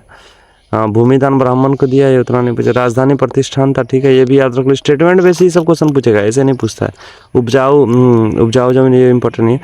ये याद रखो, शीशे कौन था? सिक्के का। ठीक, मातृ सतमाता कौन था? ब्राह्मण को दान दिया, याद हो जाएगा आराम से, 2 दिन पढ़ के आ जाएगा। तो सतवाहन आप लोग को समझ में आ चुका होगा। अब आगे चलते हैं और ISP के। अब देखो मैं क्या क्या कवर कर चुका हूँ। हसीन मशूक शाह का पूरा कवर हो चुका है। ठीक है, हसीन हसीन मशूक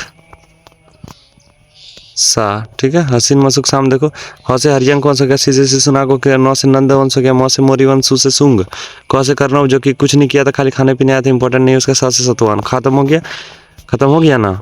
तो ये ट्रिक से आप लोग एकदम याद रखना, जो कि सीक्वेंस में आपको याद रह जाएगा और कभी नहीं भूलोगे। ठीक है, उसके बाद फिर आप लोग को मैं बोला था, उसके बाद होगा ISP ठीक है, ISP के उसके बाद बोला था। तो अब आई से अब आगे इसको पढ़ते हैं। ठीक है, ISP को पढ़ते हैं। आई से यूनानी, तो मैं आपको बताया था, सौ से शक होता है, पी से पल्लव होता है, कैसे कुषाण होता है, जो कि ज़्यादा इंपॉर्टेंट है। ठीक है, ISP के हो जाएगा। उसका पढ़ेंगे गुप्त पढ़ेंगे। उसके बाद तो क्या बोलते हैं, गुप्त पढ़ेंगे, वर्धन पढ़ेंगे, उसका फिर चौहान पढ़ेंगे। इससे आपका पूरा राजा खत्म हो जाएगा, कोई एक क्वेश्चन नहीं छूटेगा। ठीक है, तो चलिए आगे चलते हैं ISP की तरफ। ठीक है, ISP के जिसमें कि के बहुत ज़्यादा इंपॉर्टेंट है। तो आई से यूनान हो गया, जो कि शुंग ने मारा था, याद है आपको? मैं पहले बताया था, अभी आपको याद होगा अगर तो। मैं अभी थोड़ा देर पहले जब शुंग वंश का पढ़ा था, पुष्यमित्र शुंग, तो याद है कि पुष्यमित्र शुंग जब पढ़ाया था, पुष्यमित्र शुंग, तो याद है मैं बताया था कि वो 2 अश्वमेध यज्ञ कराया है। ठीक है, जो कि पतंजलि ने किया। अब 2 अश्वमेध यज्ञ किया ना, तो वो मारा था यही लोग को। किसको? ये यूनान को। ये 2 यूनान आया था ना, मिरांडर और डायमेक्रिसियस। ठीक है, 2 आया था ना, इसी दोनों को, ये यूनानी ही थे, उसी के काल में आया था उसे। अब क्वेश्चन यहाँ आपसे ये नहीं पूछेगा, वो आपसे ये पूछेगा कि यूनान जो है वो किसके शासनकाल में आए थे। तो समझ रहे हो ना, तो शुंग के काल में आए थे। ठीक है, तो ऐसे करके आपको याद रखना। बाकी उस दोनों को पुष्यमित्र शुंग ने मार के भगा दिया था। ठीक है, और वो इंडिया में रह गए थे, वो बात की बात है। बाकी उसे तभी भगा दिया था। ठीक है, उसका था शक मध्य एशिया ईशू जनजाति थे। ठीक है, अब शक एक उपाधि का भी नाम है। ठीक है, तो वो उपाधि आगे जाकर गुप्त वंश का वो प्राप्त किया, वो काफ़ी इंपॉर्टेंट था, वो आपको दिखाऊंगा।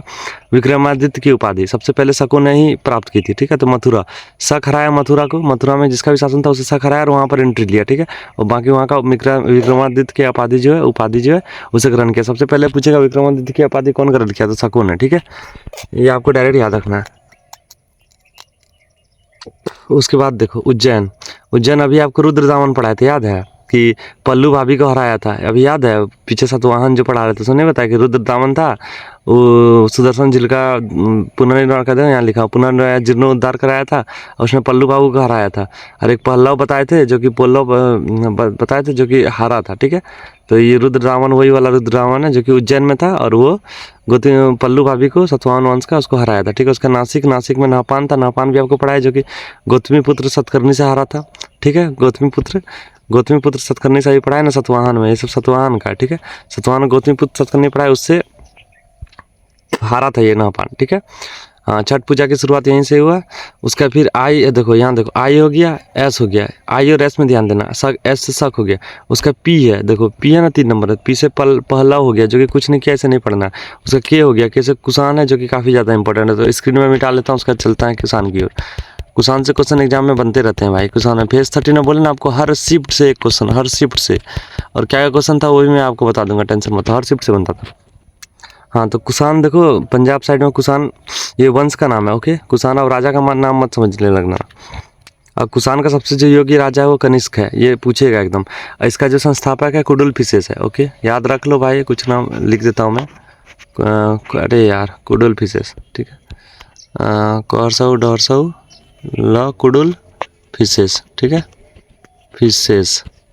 ऐसे करके नाम है कुडुलफिसेस, ठीक है। इसका संस्थापक कुडुलफिसेस है। क्वेश्चन कभी पूछ देता है, या ऐसे क्वेश्चन पूछेगा आपको, पूछेगा कि कुडुलफिसेस का उत्तरदायी शासक कौन था, तो वो था कनिष्क, क्योंकि कनिष्क ही योगी शासक था कुषाण वंश का। तो बोल देगा कुषाण वंश के जो संस्थापक थे कुडुलफिसेस क्वेश्चन में, तो उसका जो उत्तरदायी राजा थे वो कौन थे, तो कनिष्क। इसका राजधानी बाकी पेशावर है, ठीक है।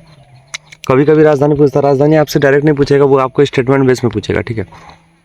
जो कि आपको सातवाहन का प्रतिष्ठान बता चुके हैं, मौर्य वंश वाला का ये पाटलिपुत्र बता चुके हैं, बाकी शुंग का था, शुंग का विदेशिया है, ठीक है। शुंग का विदेशिया याद रख लेना।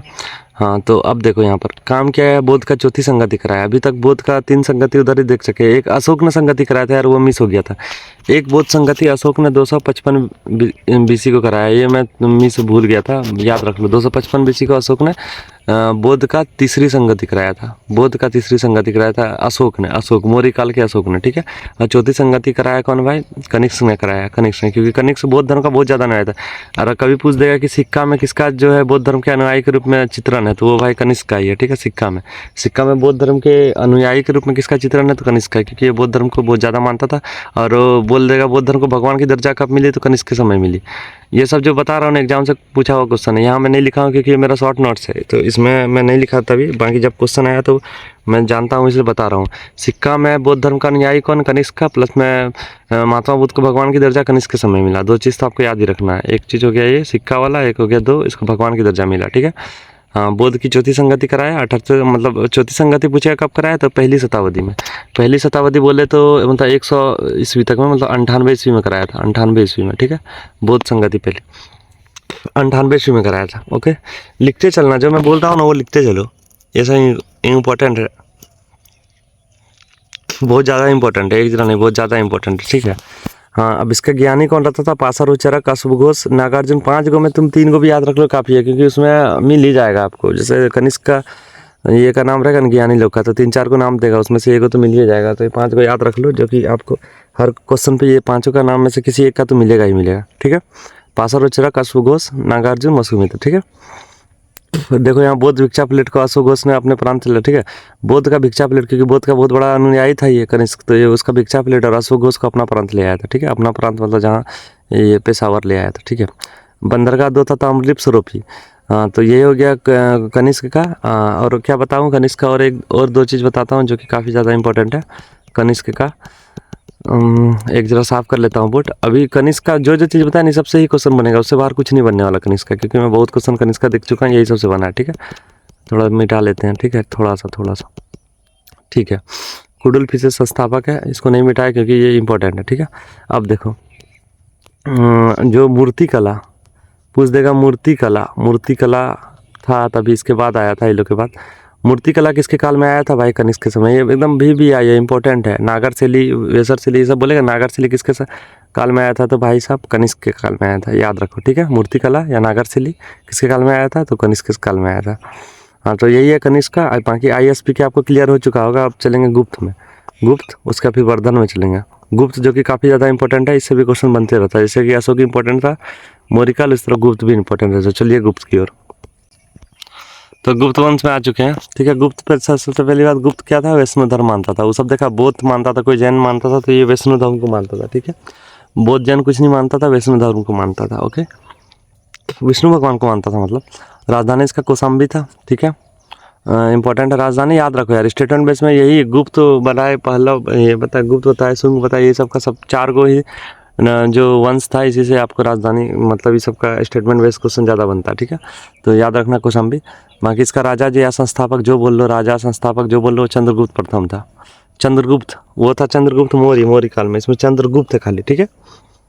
तो गुप्त से याद आ जाएगा, मौर्य नहीं है, चंद्रगुप्त, इसमें चंद्रगुप्त मौर्य था, ठीक है। चंद्रगुप्त मौर्य प्रथम, ओके। तो यही है इसका संस्थापक। सिक्का राजा रानी का पूछ देगा। बाकी लक्ष्मी दोहित्र, ये जो चंद्रगुप्त वन था ना, चंद्रगुप्त वन था, ये लक्ष्मी का एक रानी से शादी किया था, लक्ष्मी से, ठीक है। तो याद रखना है कि पूछ देगा इसका, मतलब ये नहीं पूछेगा, ये पूछेगा समुद्रगुप्त का मामा घर कहाँ था, तो वही था लक्ष्मी, ठीक है। उसे लक्ष्मी दोहित्र, यहाँ लिखा हुआ लक्ष्मी दोहित्र कहा था, इसका बेटा था समुद्रगुप्त। तो ये हो गया भाई साहब किसका, चंद्रगुप्त प्रथम का। उसका फिर आ गया कौन भाई, समुद्रगुप्त। जैसे कि भारत का नेपोलियन कहा था, ये आपने 6, 7, 8 कहीं ना कहीं पढ़ा ही होगा कि भारत का नेपोलियन किसे कहा था। उसका इसका उपनाम लक्ष्मी द्वैत क्यों पड़ा, क्योंकि लक्ष्मी इसकी माँ जो है ना वो उसकी लक्ष्मी की थी, तो इसलिए लक्ष्मी द्वैत। धारणीबंध, काविराट, कांची, ये निकनेम याद रख लो, पूछेगा डायरेक्ट आपसे, डायरेक्ट पूछेगा निकनेम, काविराट, कांची और धारणीबंध। ओके भाई बहुत ज़्यादा शक्तिशाली राजा था समुद्रगुप्त। समुद्रगुप्त इतना राज्य को जीत रखा था ना, मतलब इसका घोड़ा जो है ना, समुद्रगुप्त का घोड़ा, वो सब समुद्र का 3 समुद्र का पानी पी सकता था। क्यों? क्योंकि वो भारत का जितना भी राज्य है सबको जीत चुका था, तो इधर का भी पानी पी सकता था, इधर का भी और इधर का, तो वही बोला है 3 समुद्र का पानी पी सकता समुद्रगुप्त का राजा। तो समुद्र से समुद्र हो गया, समुद्र से समुद्र का पानी पी सकता है, ठीक है। उत्तर का 9 राज्य को जीता था, दक्षिण का 12 राज्य को जीता था, ये भी इंपॉर्टेंट है, पूछ देगा कभी तो। उत्तर का 9 राज्य को जीता था, दक्षिण का 12 राज्य को जीता था, ठीक है। उसका सिक्का भाला वीणा वाला, ये इंपॉर्टेंट सिक्का हो जाता भाई। भाला वीणा वाला सिक्का चलाया था, बाकी मोरी वाला एक मयूर वाला एक सिक्का चलाया था, एक भाला वीणा वाला सिक्का चलाया था, ठीक है। सिक्का को याद ही रखना, डायरेक्ट में पूछता है। और कवि, ये भी इंपॉर्टेंट है, हरिसेन था इसका कवि, हरिसेन था इसका कवि, सिक्का भाला वीणा का। और इसमें प्रयाग शास्त्री अभिलेख किसी ने लिखा है। तो ये 3 चीज़ है ही समुद्रगुप्त के बारे में, जो कि काफ़ी ज़्यादा इंपॉर्टेंट है, इसी से क्वेश्चन बनता है, इससे बाहर कुछ नहीं आता है, तो याद रख लो। चलिए अब आगे चलते हैं, इसके आगे वाला राजा, इसके आगे समुद्रगुप्त के बाद आता है चंद्रगुप्त द्वितीय। चंद्रगुप्त दो आता है, जो चंद्रगुप्त वन है ना उसका चंद्रगुप्त 2 आता है, ठीक है। तो उसके ओर चलते हैं, चलिए ठीक है। हम लोग आ चुके हैं चंद्रगुप्त द्वितीय की ओर। समुद्रगुप्त का बेटा था चंद्रगुप्त द्वितीय, ठीक है। तो चंद्रगुप्त द्वितीय की ओर आ चुके हैं। तो सबसे पहले भाई इन्होंने शक की उपाधि, मतलब विक्रमादित्य की उपाधि धारण किया था। अभी मैं बताया था कि शक लोग विक्रमादित्य की उपाधि लेके आया था, तो उसे ही सबसे पहले ये धारण किया है कौन? चंद्रगुप्त द्वितीय। शक को मार के विक्रमादित्य की उपाधि धारण किया, शक को पूरी तरह खत्म कौन किया? चंद्रगुप्त द्वितीय, ठीक है। विक्रमादित्य की उपाधि चंद्रगुप्त द्वितीय, 2 याद रखो। उसके बाद इसका थोड़ा सा स्टोरी बताता है, आपको पता चलेगा। अब देखो चंद्रगुप्त द्वितीय था, समुद्रगुप्त का 2 बेटा था, एक चंद्रगुप्त द्वितीय, एक क्या बोलते रामगुप्त था। एक था चंद्रगुप्त, एक था रामगुप्त, ठीक है। 2 बेटा था। तो रामगुप्त का शादी हुआ एगो लड़की से, हाँ, देवी नाम का लड़की से शादी हुआ है रामगुप्त का। किसका हुआ? रामगुप्त का शादी हुआ देवी नाम का लड़की। सब मतलब लड़की के पीछे पागल था यार, तभी लोग का राज गया, नहीं तो नहीं जाता, ठीक है। अब चंद्रगुप्त द्वितीय का जो सेटिंग चलने लगा देवी से, इसका मतलब भाभी से ही सेटिंग चलने लगा, कि दोनों भाई था, हाँ। तो क्या किया, ये चंद्रगुप्त द्वितीय और देवी मिलके दिया रामगुप्त को मरवा के। कहीं रामगुप्त था भोला भला, बुड़बक था, बकलोल होता है ना, बकलोल था रामगुप्त, बुद्धि नहीं था, इसलिए बोलते हैं आप लोग पढ़ो लिखो, नहीं बकलोल रहोगे तो इसी तरह होगा। तो क्या हुआ कि देवी नाम का इसका पत्नी था, तो दोनों का सेटिंग चलने लगा, तो सेटिंग चलने लगा, तो चंद्रगुप्त द्वितीय और देवी मिलके दिया मार के, किसको? रामगुप्त को। जैसे अभी ड्रम में मारा है ना भर के, मेघालय में, सुने हो, तो वैसे ही करके मार दिया। तो ये जो अभी आप लोग देख के न्यूज़ में इतना मतलब फैला रहा है सब कोई, भाई वो पैसे पहले चला आ रहा है, तब ऐसे कर रहा है, नहीं तो नहीं करता। पहले भी ऐसा हो चुका है, जो कि अभी हो रहा है, ठीक है। तो जो चीज़ पहले हुआ वो अभी भी हो रहा है भाई, रिपीटेड है ये सब चीज़। तो इसलिए क्वेश्चन भी आप लोग का रिपीट होगा, इसलिए जो मॉक टेस्ट में क्वेश्चन आता है उसे छोड़ना मत। पहले देख रहे हो, पहले रामगुप्त को मारा वो चंद्रगुप्त और उसका पत्नी मिल के, तो वही अभी भी हुआ, ड्रम में ले जाके मारा मेघालय में। अभी तक बहुत केस बन रहे इससे, तो वही याद आपको हो ही गया होगा इतना स्टोरी जान के। तो देवी, और उसका फिर बुक लिख दिया यही राजा को सुधारने के लिए, विकादंत ने एक बुक लिख दिया कि देवी का चंद्रगुप्त का, कि देवी तो उसका भाई का पत्नी था, लेकिन उसका भाई को मरवा दिया, सेटिंग कर लिया देवी से, उससे शादी कर लिया, तो दिया एक बुक लिख के, ठीक है। सब लड़की के चक्कर में बर्बाद था यार, अभी भी है, पहले भी रहता था। 9 रत्न इसका, बाकी 9 रत्न था, पूछेगा 9 रत्न किसके दरबार रहता था? चंद्रगुप्त द्वितीय के। कालिदास और धन मंत्री, ये इंपॉर्टेंट है, 2 मंत्री जो काफ़ी ज़्यादा इंपॉर्टेंट है, दोनों याद रख लो। बाकी सिक्का चांदी का चलाया था, ये भी इंपॉर्टेंट है, कौन सा सिक्का चलाया था पूछेगा। जितना सिक्का मैं बता रहा हूँ उन सब इंपॉर्टेंट है, डायरेक्ट पूछेगा सिक्का कौन सा चलाया था, ठीक है। हाँ, उसका फिर इसका दरबार में फाइयान आया था, ये कि चीन का था, और बाकी ये याद रखो कि समुद्री मार्ग से आया था, जल से आया था, ठीक है, जल मार्ग से आया था फाइयान। इसका बुक क्या है? फकीयूसु, याद हो जाएगा, एफ से ही नाम है, फकीयूसु करके नाम है, जो कि एफ से फाइयान, एफ से फकीयूसु, चीन से आया था, बाकी ये समुद्री रास्ता से आया, ठीक है। किसके काल में आया था? चंद्रगुप्त द्वितीय। डायरेक्ट पूछा किसके काल में आया था, तो चंद्रगुप्त द्वितीय के काल में, ओके। उसका फिर आया था कुमारगुप्त ने नालंदा विश्वविद्यालय, अभी हम लोग तक्षशिला पढ़ा चुके थे, तो ये नालंदा विश्वविद्यालय से लिखे हैं अटैच हॉस्टल, ये बनाया था कौन? कुमारगुप्त ने, ठीक है, इंपॉर्टेंट हो जाता है। डायरेक्ट पूछेगा नालंदा विश्वविद्यालय किसने रचना की थी? तो कुमारगुप्त। उसका फिर बख्तियार खिलजी ने बाद में आके इसे नष्ट कर दिया था 1198 ईस्वी, जो कुतुबुद्दीन ऐबक का गुलाम था, ठीक है, सेनापति था कुतुबुद्दीन ऐबक का। तो ये हो गया, ठीक है। अंतिम शासक इंपॉर्टेंट है, क्योंकि हम हमेशा बोल रहा हूँ अंतिम शासक इंपॉर्टेंट है, विष्णुगुप्त, क्योंकि बोल देगा वर्धन वंश से पहले कौन था, तो विष्णुगुप्त, ठीक है। अब देखो ये गुप्त जो वंश आया ना, जितना ये सब सामान्य थे, जो सतवाहन जो दान दिया था ना, तो वो ये गुप्त लोग को ही दान देते, क्योंकि लोग ब्राह्मण थे, ठीक है। तो ऐसे करके गुप्त वंश आया। अब चलते वर्धन वंश की ओर। तो वर्धन में देखो इसका सबसे संस्थापक हर्षवर्धन हो जाएगा। इसका बुक है तीन को प्रियदर्शकी रचनावली नागनंद, जो कि तीनों बुक इंपॉर्टेंट पूछ देगा। ये बुक किसका है? वर्धन का। इसका कवि वांडा था। एगो हरिसेन जो पढ़ाए थे समुद्रगुप्त का, एक इसका वांडा। ये दोनों इंपॉर्टेंट है, डायरेक्ट पूछता है कि वांडा किसके दरबार में था, ठीक है, तो इसी के दरबार में। हाँ, उसका फिर एक आ गया इसका दरबार में ह्वेनसांग आया था। जैसे यहाँ पर फायान आया ना, ये चीनी यात्री फायान आया था, इसी के दरबार में ह्वेनसांग आया था। अच्छा, फायान कब आया था भाई? अरे यार कहाँ चल गया मेरा लिखाने वाला, कलर तो कहाँ चल गया, ठीक है। फायान आया था भाई 400, मतलब 400 कुछ 400 शायद 98, हाँ 498 ईस्वी में आया था, ठीक है। कौन आया था भाई? फायान।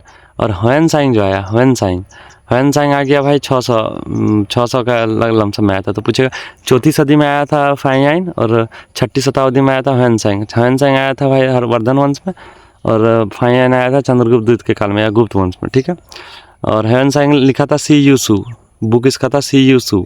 जैसे इसका फक यूसी था ना, तो इसका सी यूसू, ठीक है। तो ये आपको मैं मतलब क्लियर हो चुका होगा ये। अब आगे चलते हैं चौहान वंश, जो कि हमारा अंतिम है, और मैं ऐसे करके पूरा ख़त्म करा चुका हूँ आप लोग को। जो जितना बताया उतना ही पूछेगा, उससे ज़्यादा नहीं पूछेगा, ठीक है। उसका फिर अब चलते हैं चौहान वंश। तो चलिए चौहान वंश की ओर।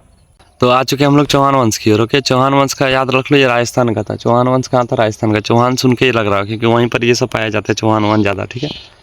चौहान वंश राजस्थान के थे। इसका राजा कौन था? पृथ्वीराज चौहान था, ठीक है। संस्थापक या राजा बोल लो, पहला राजा या संस्थापक, कुछ भी बोल लो, तो इम्पोर्टेंट नाम है पृथ्वीराज चौहान। इसी को मारने के बाद ना अंग्रेज, ये क्या बोलते हैं, मुगल लोग आएगा। यहीं से शुरुआत होता है मुगल लोग का, ठीक है। तो यहाँ पर अब देखो, ये तराइन का प्रथम युद्ध लगा 1191 ईस्वी में। हाँ, उसमें क्या था? पृथ्वीराज और मोहम्मद गोरी जो कि मुगल का काल का था, वो अफगानिस्तान के। इसके जब मोहम्मद गोरी पढ़ाऊंगा तभी बताऊंगा, अभी बाकी याद रखो कि पृथ्वीराज फर्स्ट वाला जीत गया, और सेकंड वाला गया हार के 1192 में। क्यों हारा उसका कारण बताता हूँ मैं। ये पृथ्वीराज चौहान हार गया और गोरी, क्योंकि इसका आपको याद भी तो रखना है। तो सबसे पहले मैं आपको पृथ्वीराज चौहान की कहानी बताता हूँ, ठीक है। तो पृथ्वीराज चौहान भाई राजस्थान का शासक था, काफ़ी एकदम सुंदर, देखने में हैंडसम और बहुत अच्छा शासक था, ठीक है। तब क्या हुआ कि वहाँ पर एक क्या बोलते हैं, एक राजा रहता था, क्या नाम था यार उसका, नाम ही मैं भूल जा रहा हूँ, कुछ तो नाम था यार उसका, क्या नाम था, चंदवार या कुछ तो नाम करके राजा था, ठीक है। देवचंद या कुछ तो नाम था, देवचंद या कुछ नाम था, ठीक है। तो ये राजा था, तो दोनों दोस्त था पहले। हाँ, चंद्रगुप्त क्या बोलते हैं, पृथ्वीराज चौहान और देवचंद जो मैं बताया, तो दोनों दोस्त था। अब दोस्त रहने के बाद क्या हुआ कि इसको इसका बेटी से हो गया प्यार। किसका बेटी से? ये जो दूसरा राजा था उसका। अब बेटी से प्यार हो गया तो इसको एकदम सहा नहीं गया, नहीं था बाप का अगर कोई बेटी से कोई सेटिंग रहता है नहीं तो लड़का मार देगा, तो इसको सहा नहीं गया, जबकि पूरा योग्य था भाई, पृथ्वीराज चौहान पूरा योग्य था, फिर भी इसको हजम नहीं हुआ। भाई इसका बेटी वहाँ जाता तो खुश रहती, लेकिन इसको हजम नहीं हुआ कि कैसे मेरा बेटी से सेटिंग कर लिया। तब ही जाके बुला लिया मुगल शासक का गोरी को बुला लिया कि भाई तुम चलो। गोरी लोग क्या करता था, धन उन लूटता था, तो बोला चलो वहाँ तो मेरा, वहाँ एगो है जो मेरा बेटी को परेशान कर रहा है, उसको थोड़ा मार पीट दो, हाथ गोड़ तोड़ दो उसका, फिर छोड़ देना, सुधर जाएगा, यही बोल के बुलाया। तो अब हुआ क्या, तो बुलाया, ये कब बुलाया? तराइन का दूसरा युद्ध, तराइन का पहला युद्ध दोनों मिलकर हराया था। जयचंद, हाँ जयचंद नाम था, जयचंद और पृथ्वीराज चौहान दोनों मिलकर हराया था तराइन का पहला युद्ध। बाद में क्या हुआ, इसका बेटी सेटिंग कर लिया तो इसको गुस्सा आ गया, तराइन का दूसरा युद्ध हुआ, ठीक है। अब तराइन का दूसरा युद्ध में क्या हुआ कि भाई पृथ्वीराज चौहान को गोरी दिया, ये जो नहीं था देवचंद जो था, ठीक है, ये दिया एकदम पूरा भेद इसका बता के पृथ्वीराज चौहान का। तो अब दूसरा युद्ध लड़ने आया तो पृथ्वीराज चौहान इसलिए हार गया, गोरी आ गया। अब गोरी आया तो गोरी बोला साला इतना अच्छा जगह, हम तो वो लूट के खाते थे किस समय, राज्य था नहीं, यहाँ तो सब चीज़ है, यहाँ हम इसको भी, जयचंद को भी हराए थे और यहीं पर शासन करने लगते। तो इस तरफ मुगल का आगमन हुआ है भाई साहब। ये स्टोरी आपको समझ में आएगा और इसी स्टोरी से आपको सब यहाँ याद रहेगा, ठीक है। तो गोरी यहीं पर जीत गया था और इसमें मुगल का वंश का शासक है। 1194 में गोरी जयचंद को भी हरा दिया और यहाँ पर मुगल का स्थापना कर दिया, ठीक है। तो पृथ्वीराज चौहान हार गया। अब इसका दो बुक है, याद रख लो, पृथ्वीराज रासो हरिकेला, ये इंपॉर्टेंट हरिकेला, ठीक है। चंद्रवदाई में लिखा था, एक देव ने लिखा था, ठीक है। तो ये दो बुक इंपॉर्टेंट है। तो इतना में आपका भाई पूरा जितना राजवंश था ना, मगध राजवंश, वो पूरा खत्म हो चुका है। और ये वो काफ़ी शॉर्ट ट्रिक में, और मैं करीब में 1 घंटा ही हुआ होगा, 1 घंटा में पूरा समझा चुका हूँ, जो कि आप लोग अच्छा लगा और एग्जाम में इससे बाहर नहीं जाएगा। अभी मैं जितना बताया ना, इससे बाद आप टेक्स्ट बुक में जाओ और ये जो मगध राजवंश है उससे जाके क्वेश्चन लगाना, देखना सब क्वेश्चन यहीं से मिलेगा, ठीक है। जाकर के क्वेश्चन कहीं से भी लगा लो, मगध राजवंश का देखो क्वेश्चन यहाँ से बहुत मिल जाएगा। तो बहुत ज़्यादा आप लोग के लिए हेल्पफुल होगा, बहुत कम शॉर्ट टाइम में डाल दिया। बाकी इसमें अगर अच्छा प्यार दोगे तो आगे और भी डालूंगा, और जो कमेंट करोगे उससे रिलेटेड मैं डाल दूंगा। तो अभी के लिए इतना ही है। तो आप लोग को अच्छा लगा वो वीडियो, तो मैं आपको जितना भी मगध साम्राज्य से जो भी रिलेटेड क्वेश्चन बनना था वो मैं आपको काफ़ी शॉर्ट टर्म में और ट्रिक के माध्यम से बता चुका हूँ, जो कि आप नहीं भूलोगे। और स्टोरी भी बताए हैं, जो कि स्टोरी आप एक बार देखोगे ना तो आपको बार बार क्लिक करेगा कि अरे भाई हाँ ये स्टोरी था, तो आपको याद आ जाएगा। ठीक है, तो टेंशन नहीं लेना है। बाकी ये कंप्लीट हो गया, अभी आप लोग जाके मॉक लगाओ। नहीं बनेगा क्वेश्चन, मेरा नाम बदल देना, एकदम 90% क्वेश्चन यहीं से आएगा। कुछ कुछ तो छूटेगा ही भाई, क्योंकि कुछ डीप पूछ दिया तो वो नहीं ना सकोगे। ये मैं बस आपको इतना बता दिया हूँ कि आपको एग्जाम में कोई दिक्कत नहीं होने वाला। ठीक है, एग्जाम बेसिस पे था पूरा, और 1 घंटा में पूरा खत्म कर दिया हूँ। बाकी और कुछ चाहिए तो कमेंट करना, और इसमें प्यार दो यार, अच्छा व्यूज़ लाओ तो फिर मैं आगे और डालते रहूँगा, क्योंकि व्यूज़ से ही मोटिवेट मिलता है, या फिर डालने का मन करता नहीं आता तो थोड़ा डीमोटिवेट थोड़ा लगता है। बाकी यही है। बाकी एक मॉक टेस्ट से रिलेटेड बहुत कुछ का कमेंट आ रहा था, तो वो मैं डाल दूंगा, तो वो देख लेना शाम को आज को। ठीक है, तो मिलते हैं, तब तक के लिए आप लोग ये देखो, तो मिलते हैं नए वीडियो में। चलिए।